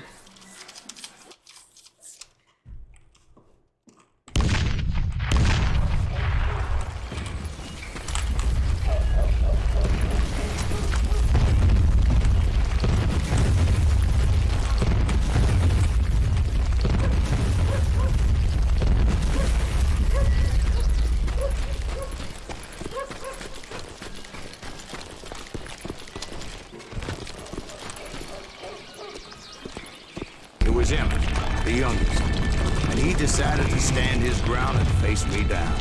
I ain't afraid of you, Silas Reeves. This is where it ends for you. He was determined to protect his brothers. I understood how he felt. Taking me on all by his lonesome wasn't exactly a recipe for a long life.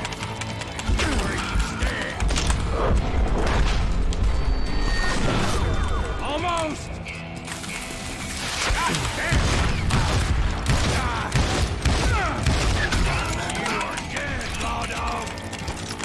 Фига он живучий.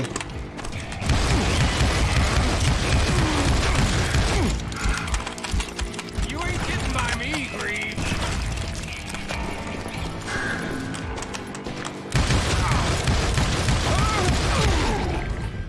But Emmett Dalton survived the robbery in Coffeyville. He's the only Dalton who did. They say he was shot 23 times. Well, Dwight, who do you think put all those damn holes in him? Неплохо. But I have to admit, that boy had grit. Грип. Железная хватка. За много лет Сайлас Грин стал знаменитым охотником с головами, но главной целью, однако, была месть Бобу Брайанту. Да, мы помним.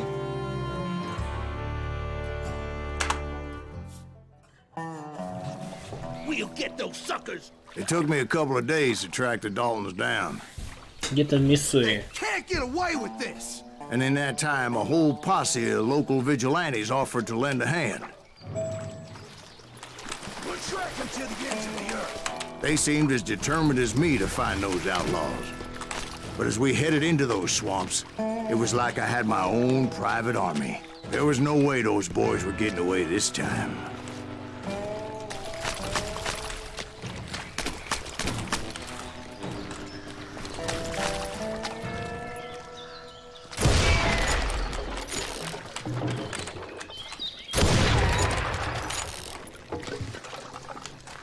It was early fall, right?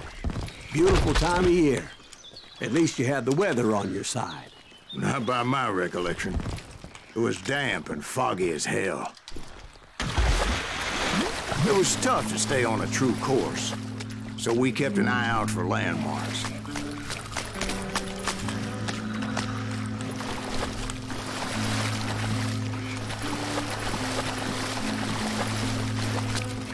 Чё, ничего даже нет? Ну вот. It was autumn. The maple trees were in full color, red as blood.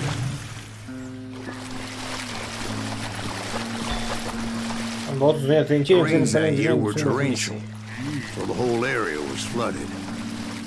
The vigilantes had spread out wide, and pretty soon I couldn't see anybody.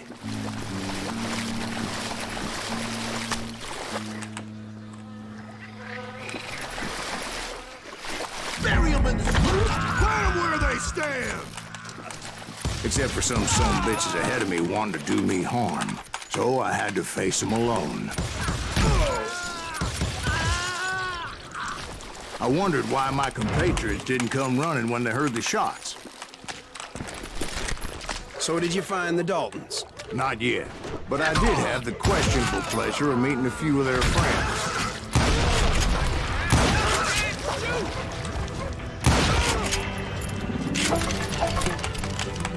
The boys had established quite a reputation by that time, so they attracted all manner of riffraff to their cause.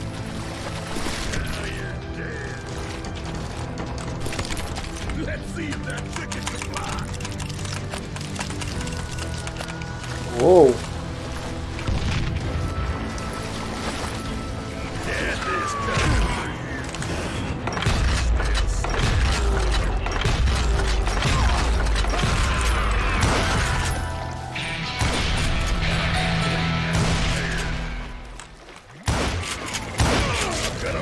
Point B and I was under serious attack. And my reinforcements was nowhere to be seen.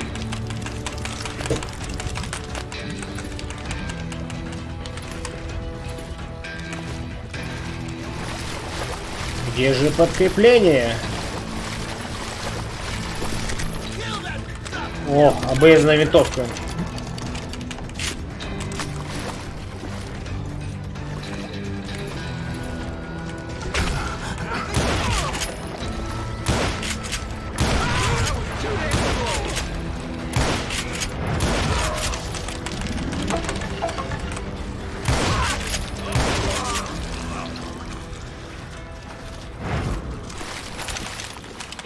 Только у него всего 6 патронов.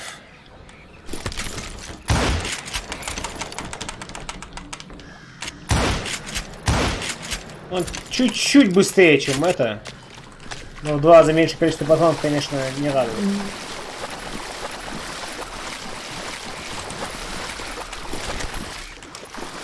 But luckily, a barn materialized as if right before my eyes. I scrambled up top to get a better view.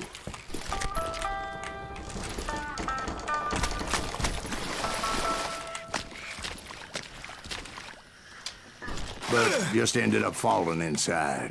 So, how did you get out? The barn doors was open. About right then, I saw some suspicious characters running for the bushes. Of course, I followed them. That goddamn swamp was like a goddamn maze, and pretty soon I had no goddamn idea where I was. Силуэты. Он, может быть, этих поубивал? Он уже спит там. So I just started walking, and pretty soon... Oh.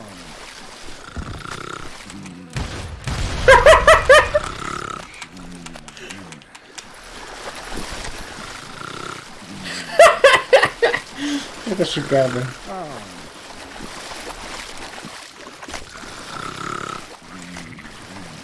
Steve? Steve?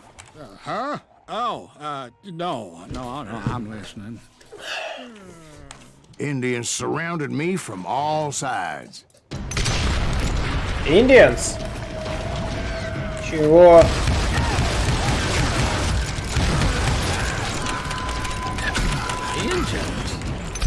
Indians? No. I just wanted to make sure Steve was paying attention. Now, where was I? You were following the dolphin through a swamp? That's right. See, Steve?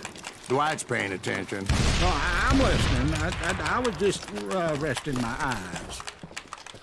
So, where was I? The Daltons. Right. See, there's a reason so many outlaw gangs are made up of brothers. Being a brother is a very sacred thing. It's a bond like no other.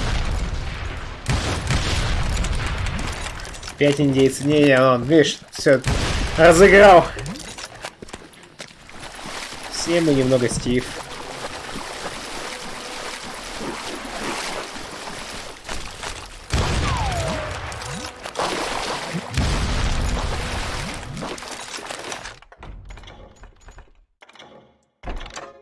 Ба-бам. Все, качали на максимум.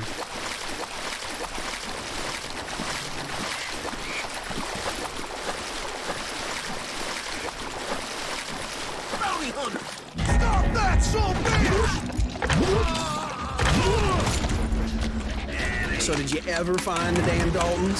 Not yet, but I did find a few of their cousins. You can breed like rabbits. О, право. Бандиты размножаются как кролики.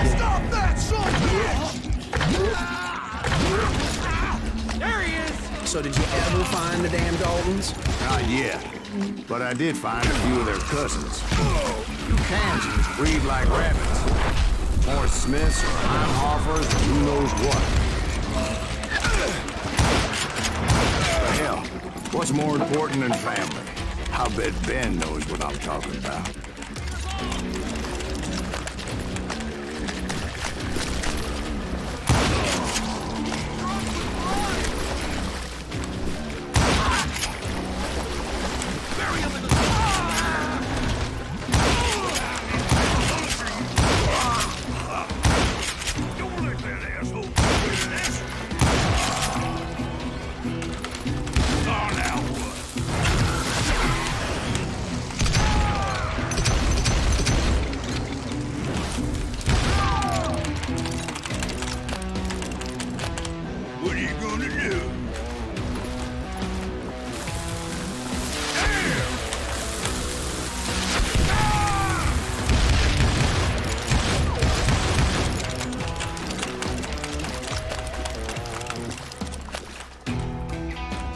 Erected by. Не directed, а erected.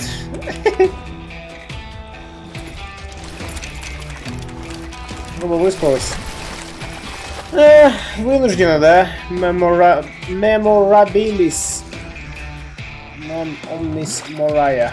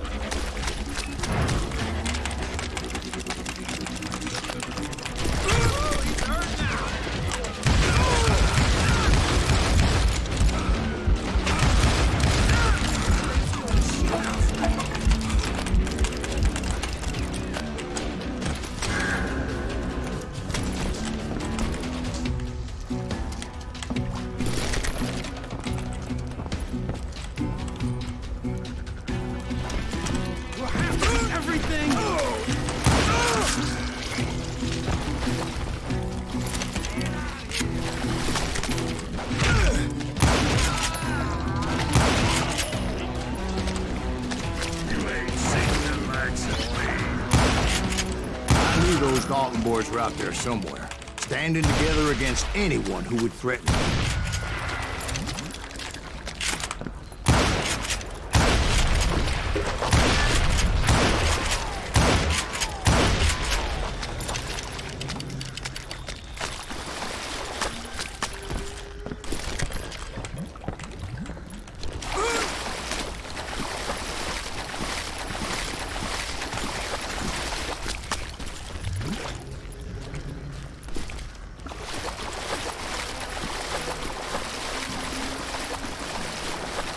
That's when I saw it. A goddamn steamboat. A steamboat?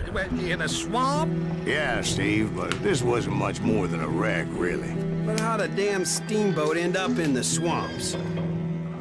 Guess it floated off during the flood of '89. Now, was it a stern-wheeler or a side-wheeler? What? Does that really make a difference, Steve? It was a steamboat with a goddamn army on board. It was then that a fusillade of bullets come raining down from on high, and those vigilantes who accompanied me weren't anywhere to be found.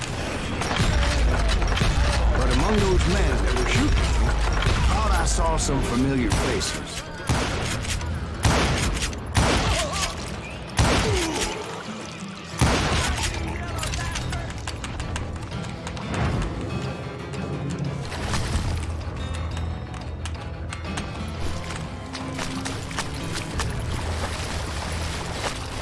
Familiar faces.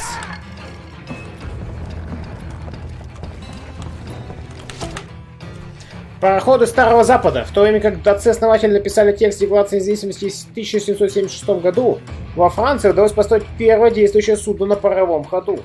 В Соединенных Штатах первое паровое судно было создано Джоном Фитчем в 1787 году. В первой половине 19 века американские реки были буквально запружены пароходами. Это было настоящим благословением для экономики. Речной транспорт оказался гораздо дешевле, чем любой наземный. Появились многочисленные порты и судостроительные верфи, и сами корабли нуждались в обслуживании специалистами, и это означало создание новых рабочих мест. Конечно, картина была не идеальной, многие пароходы, особенно ранних годов постройки, тонули по любому уничтоженному поводу. Самыми частыми причинами таких инцидентов были взрывы паровых котлов и пожары. С 1611 по 1899 год в Соединенных Штатах затонуло 567 пароходов. Несмотря на это, люди страстно любили новое средство передвижения. В середине 19 века существовали даже огромные пароходы-дворцы, построенные для перемещения пассажиров и грузов по Великим озерам Северной Америки. Самым знаменитым в истории судом паровой тяги остается «Титаник», который присоединился к длинному списку своих несчастных собратьев. Во второй половине 20 века суда с дизельными двигателями почти полностью вытеснили пароходы, но они до сих пор остались верные поклонники, которые любят их за колоритную внешность и уникальный дух.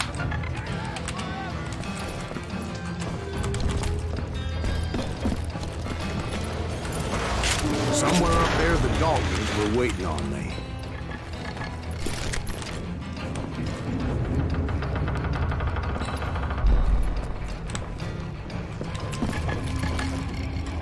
Где-то там вот, наверху.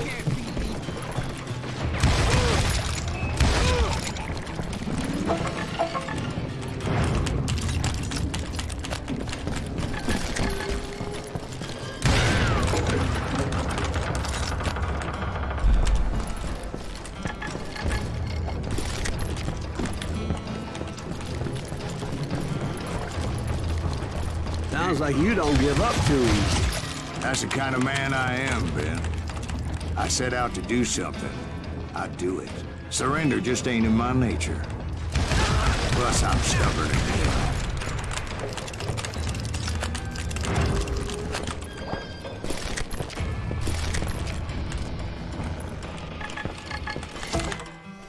hell. Орудие Гатлинга. Созданная Ричардом Гатлингом в 1961 году и впервые применена в боях гражданской войны, многоствольная картечница Гатлинга стала одним из предшественников современных пулеметов. Но в отличие от них она стреляла скорее не автоматически, а приводилась в действие стрелком и крутящим специальную рукоять. За каждый оборот ручки вращения все стволы делали по одному выстрелу. Из-за этого, а также благодаря использованию специальных магазинов, картечница Гатлинга обеспечивала высокую скорострельность и простоту перезарядки. В умелых руках они были грозным оружием. Позже пулеметы Гатлинга были заменены самозаряжающимися пулеметами Максима, которые использовали энергию отдачи, чтобы выбрасывать пустые гильзы и заряжать новые патроны. Тем не менее, в расцвете своей популярности орудие Гатлинга было устрашающим оружием.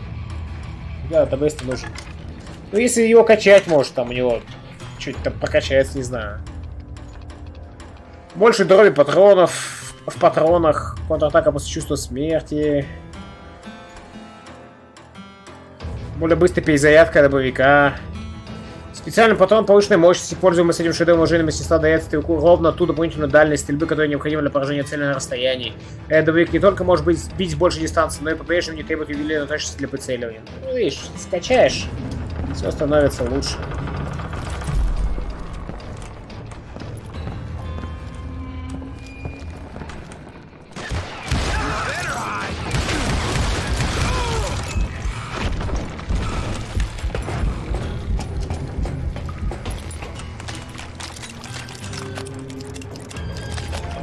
Стой, Скэт. Гатлинг не пробуешь? В смысле, он тут? Чего? Как его можно пробовать? Где? Каким образом? Он тут реально есть. Но в него нельзя встать. Ты прав. Я что-то вообще пропустил.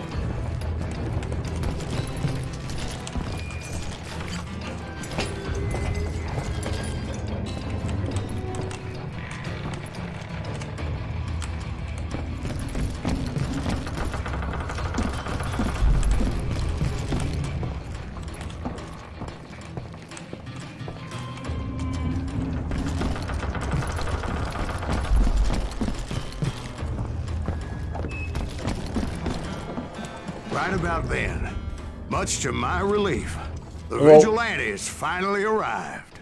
Their leader motioned at a cabin in the middle of the top deck, pointing me directly at the Daltons. I finally had him, after months of dogged pursuit. It turned out that they had me. Take him out! I'm sending you to hell!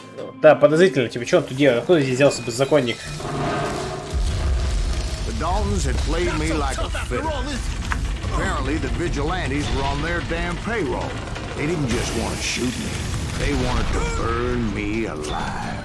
But finding my way out of a burning labyrinth proved to be quite a challenge. It was a riverboat, right? I mean, it's not like it was a goddamn ocean liner. Well, yeah, but I was in a Did you fight. hear about that ship that's gonna launch next year? Largest one in the world. You're talking about the Titanic. Ask me, it's too blessed big. I don't think we're So anyway, Don't be stupid, Steve. They know Нет, what это they're рассказывать. doing. They say that the Titanic is unsinkable. oh God, But getting back to that steamboat, how'd you get off it, Mr. Breeze? I took in a lot of smoke that day, so I admit my recollection might be a bit hazy. But somehow I managed to finally disembark. I was coughing up smoke and pretty damn pissed. I was done playing games with those boys. It was time to settle this once and for all.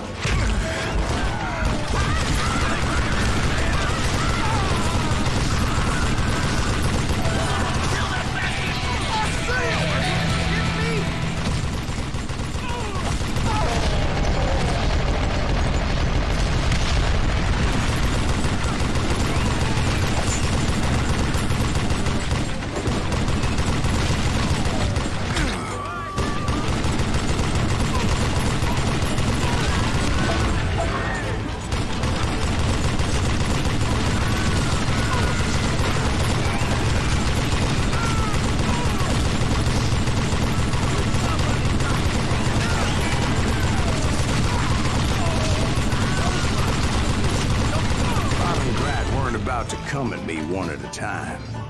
They were in this together. Two brothers side by side, determined to take me down. Confident that this time the odds were on their side.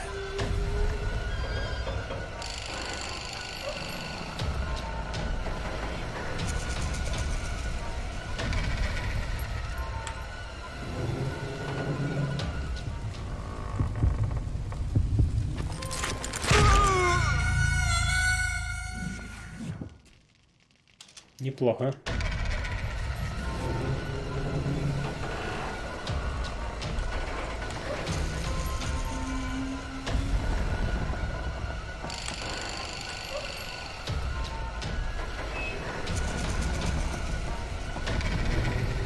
Ну, мышка, куда тебя уводит-то все время?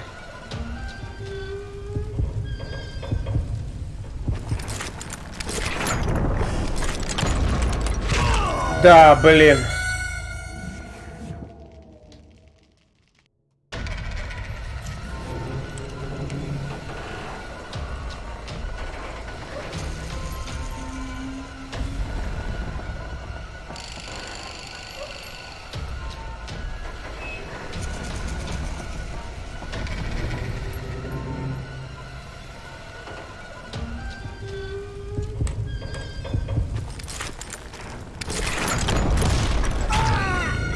А как я должен был успеть? Маркуша, здравствуй. Йоу.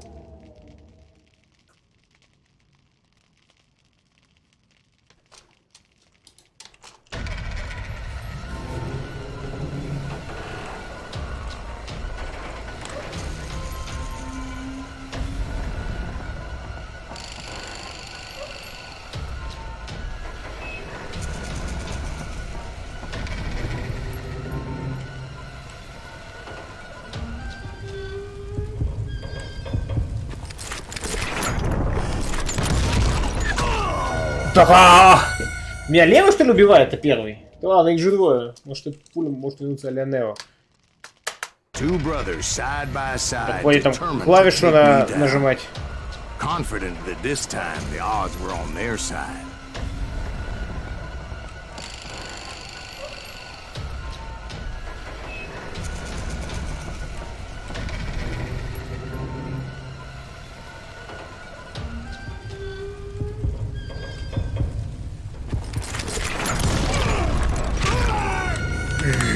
Видимо, да, видимо, надо нажимать влево-вправо. Окей, хорошо, еще разок.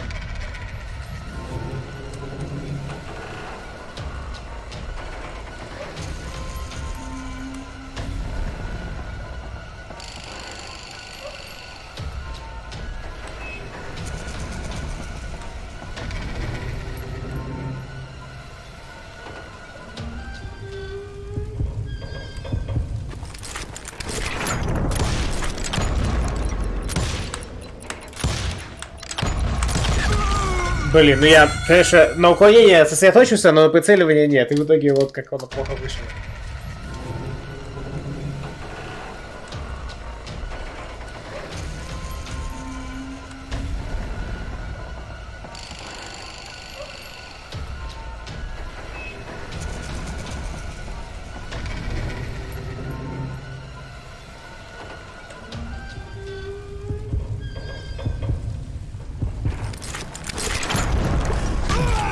Да, блин, я не понимаю, в какую сторону уклоняться.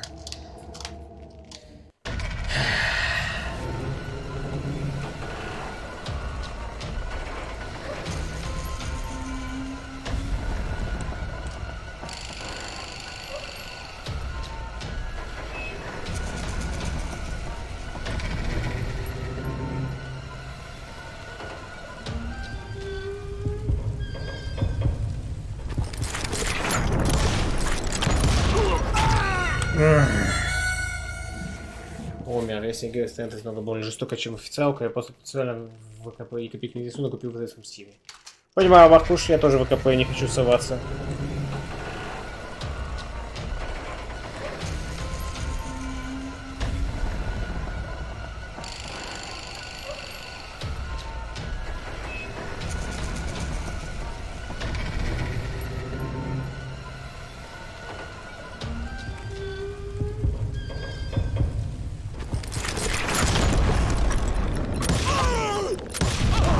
They got it wrong.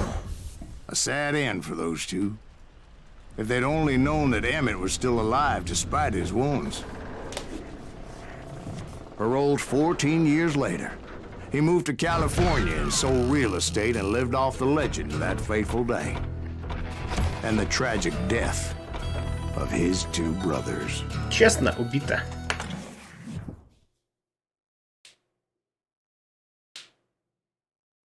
My own brothers died tragically as well, truth be told. Wild Bunch. It was 1868, and me and my older brothers were pulling a tidy profit running cattle into Juarez, Mexico. One night after my brothers retired for the evening, I found a little poker game in a cantina with a couple of cowboys. And I just couldn't lose. I even won an old Spanish coin that had to be 100 years old. Well, I was mighty pleased with myself the next morning as my brothers and I rode for Texas. But before we crossed the border, those cowboys caught up with us.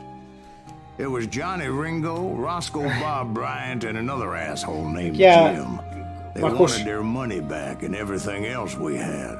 Не знал этого, но догадывался. As those boys didn't want us coming for them later. Bob put that old Spanish coin in my mouth and said, I won't have it said that I left you with nothing, boy. Well, those horses bolted, and there we hung as those bastards rode away. The branch finally snapped under the weight of the three of us, but being my older brothers were bigger and heavier, they were already dead. And right then I swore to myself that I would avenge them. Ringo you know about. But Bob eluded me until I heard he was riding with the Wild Bunch. Жестко. Говоря Бутчем Кэссиди и Сенсоном Кидом, Дикая банда была самой знаменитой бандой Запада. Не самое удачное оглавление поезда.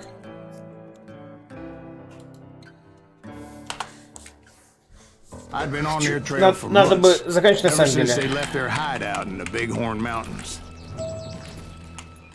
Led by Butch Cassidy, They were a loose association of outlaws who robbed banks and trains from Colorado to Montana. Among them was the Sundance Kid and that murderous hombre I was tracking, Roscoe Bob Bryant. Were you a part of that giant Pinkerton posse after the Wild Bunch? No, boy. A circus like that would have slowed me down. Besides, I wanted Bryant all to myself. Махуш, это же ВКП, это же мейл, это же все та же херня, что... Wilcox, Wyoming on the Overland Flyer. Как его там этот самый назывался-то, блин? Would likely hit such a treasure, and by God, I figured right.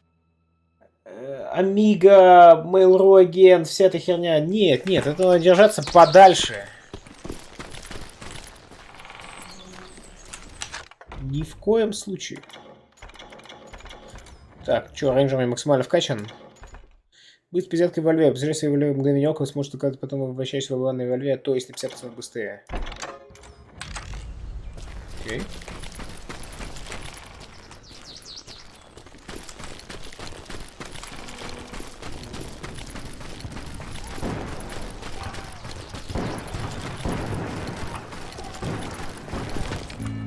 They blew the bridge with the intention of forcing the train to stop.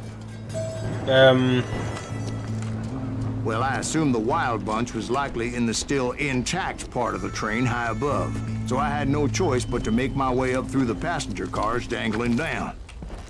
I was determined to make that sumbitch Bob pay for what he did to my brothers. Поезд пустой, да? Или все мертвы уже? Максимальная скорострельность X2.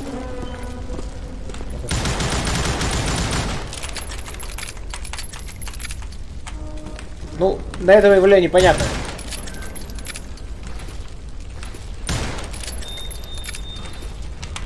Потому что у него другой механизм.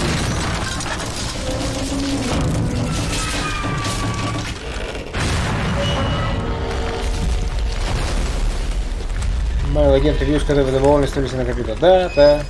Вот, поэтому не подальше от всего этого. Подальше. Обрезанный век, обрезанная винтовка. I found the device they used to blow the tracks, so I knew I was headed in the right direction. Device. My ears are still ringing from blowing up that bridge. What'd you say? I can't hear. Well, I made my way off unscathed and came upon a few members of the gang and had no choice but to dispatch them. From there, I had to negotiate an even more precarious route. But first, I would need to get my ass out of there. Ну-ка.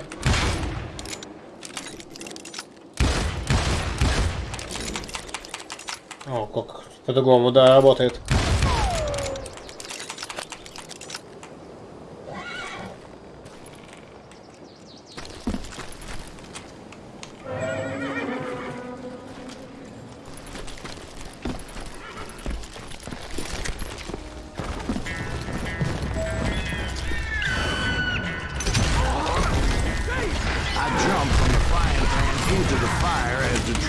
Clearly fixing to fall. I had found the gang, but in order to find old Bob, I needed to fight my way forward past a whole passel of desperados. Outside, inside, any way I could, I made my way towards my prey. Well, what about the passengers? It was mostly a freight train, as I recall. There were no passengers aboard that day. Son of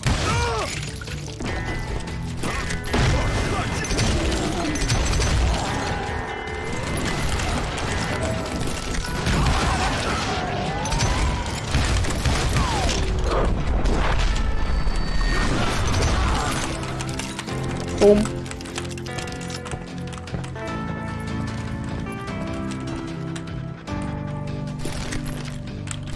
Револьвер с узором. Ну, как будто бы быстрее, да.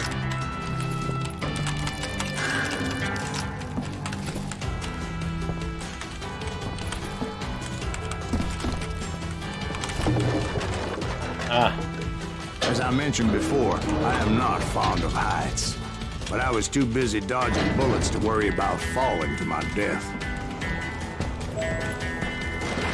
Roscoe were, I was likely to die that day anyway. So I was determined to take down as many of those bastards as I could.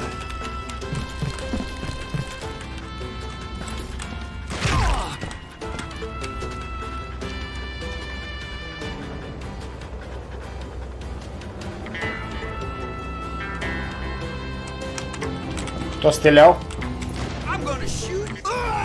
Фак.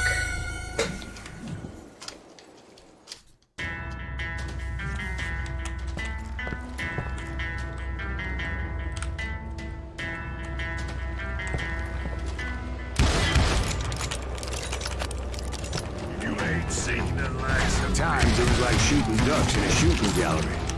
The only difference is these damn ducks shot back. Да, эти утки отстреливались назад.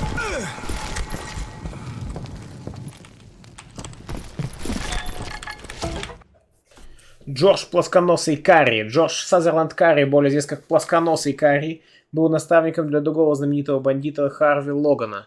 По этой причине Харви взял имя своего более опытного друга и мир узнал его как Кида Карри, самого дикого из дикой банды. Оба бандита вместе грабили банки и позже присоединились к знаменитой дикой банде, которую возглавляли Бутч Кэссиди и Сантенс Кид. Плосконосый Карри участвовал в знаменитом ограблении поезда Overland Flyer компании Union Pacific возле Уилкокса, штат Вайоминг, в 1999 году. Плосконосый Карри и Кид Карри задержали погоню, устроенную по следам ограбления, и убили командовавшего ею маршала. Меньше года спустя Плосконосый Карри промышлял кражей скота в Юте, когда удача отвернулась от него.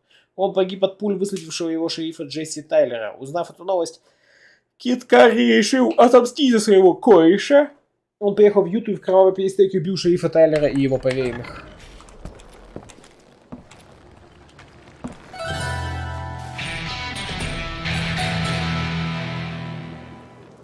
Простите, а что использовать? Повышенная скорость концентрации. Будьте быстрее молнии, не сможете двигаться бегать сердцем быстрее во время концентрации. Носить больше патронов, перезарядка на бегу. О, зашибись, перезарядка на бегу, да. I kept hoping the law would show up and give me a hand. You mean like that giant Pinkerton posse that I read about? Did they come riding in, guns a-blazing to help?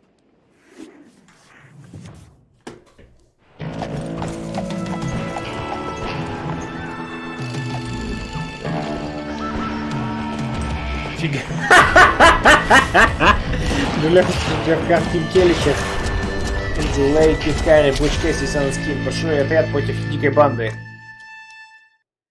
Таких на конях, прям на скалах. Help? From the Pinkertons? No, son. I had to fight the wild bunch all by my lonesome, as usual. Who the hell is that? He's mine! Take cover! Retreat! Retreat!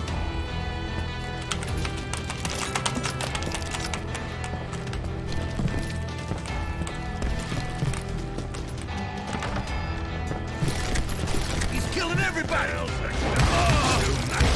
He'll kill us all! Run!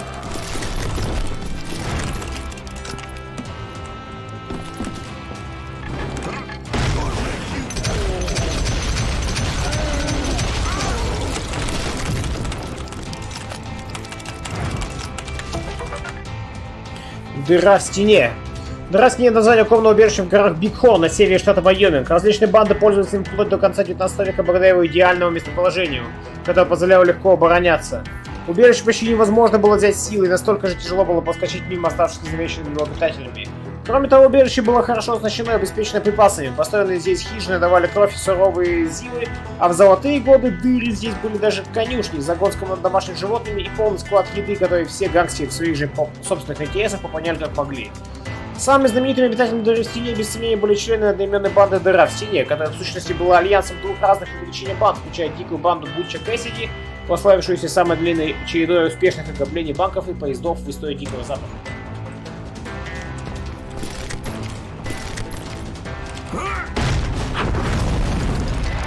My guess is those dime novels didn't portray this as it happened, did they? Only a few stragglers were left, and I had to cut them down pronto if I was going to stay on old Bob's trail.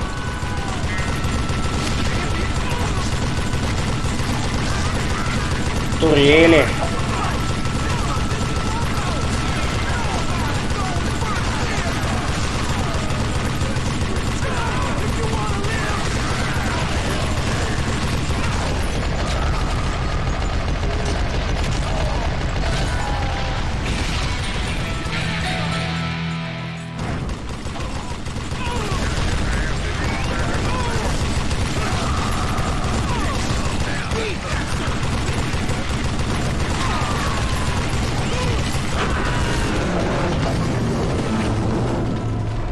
Once I silenced all those guns, I went searching for my nemesis, determined to finally have my justice. But the only survivor who welcomed me was George Flat-Nose Curry. Who was he? The fastest gun in the gang. Right after Sundance, I mean. And Kid Curry, and maybe Elsie Lay. Though some folks might dispute that.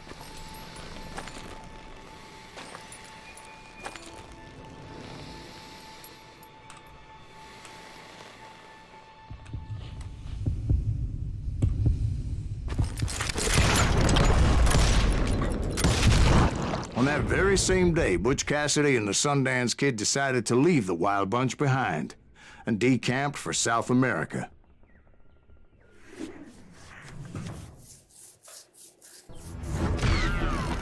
They ended up living down there for many years, but I'm sure you already know all about that. Бонус опыта, общее время, скорость, фокус. Не очень у меня пока получается.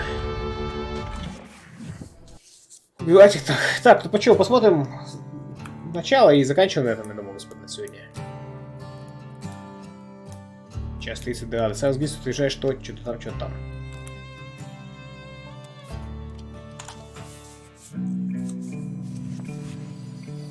I tried to find Bob Bryant, but it was as if he'd disappeared.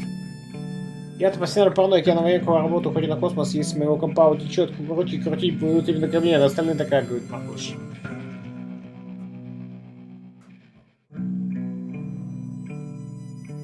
Остальные как что? Остальные кто? В чем? Sometime later I heard the Wild Bunch was back together. Kid Curry escaped from jail and now he was running the whole shebang. So I took to their trail, as I was still in pursuit of my brother's killer and hoped that he was back with him.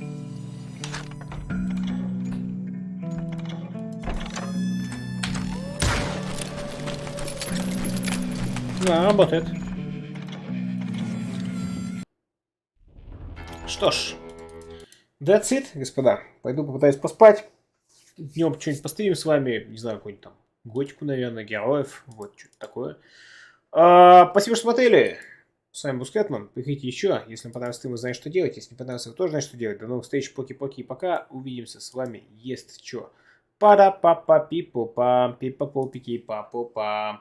Па-пу-пи-пам.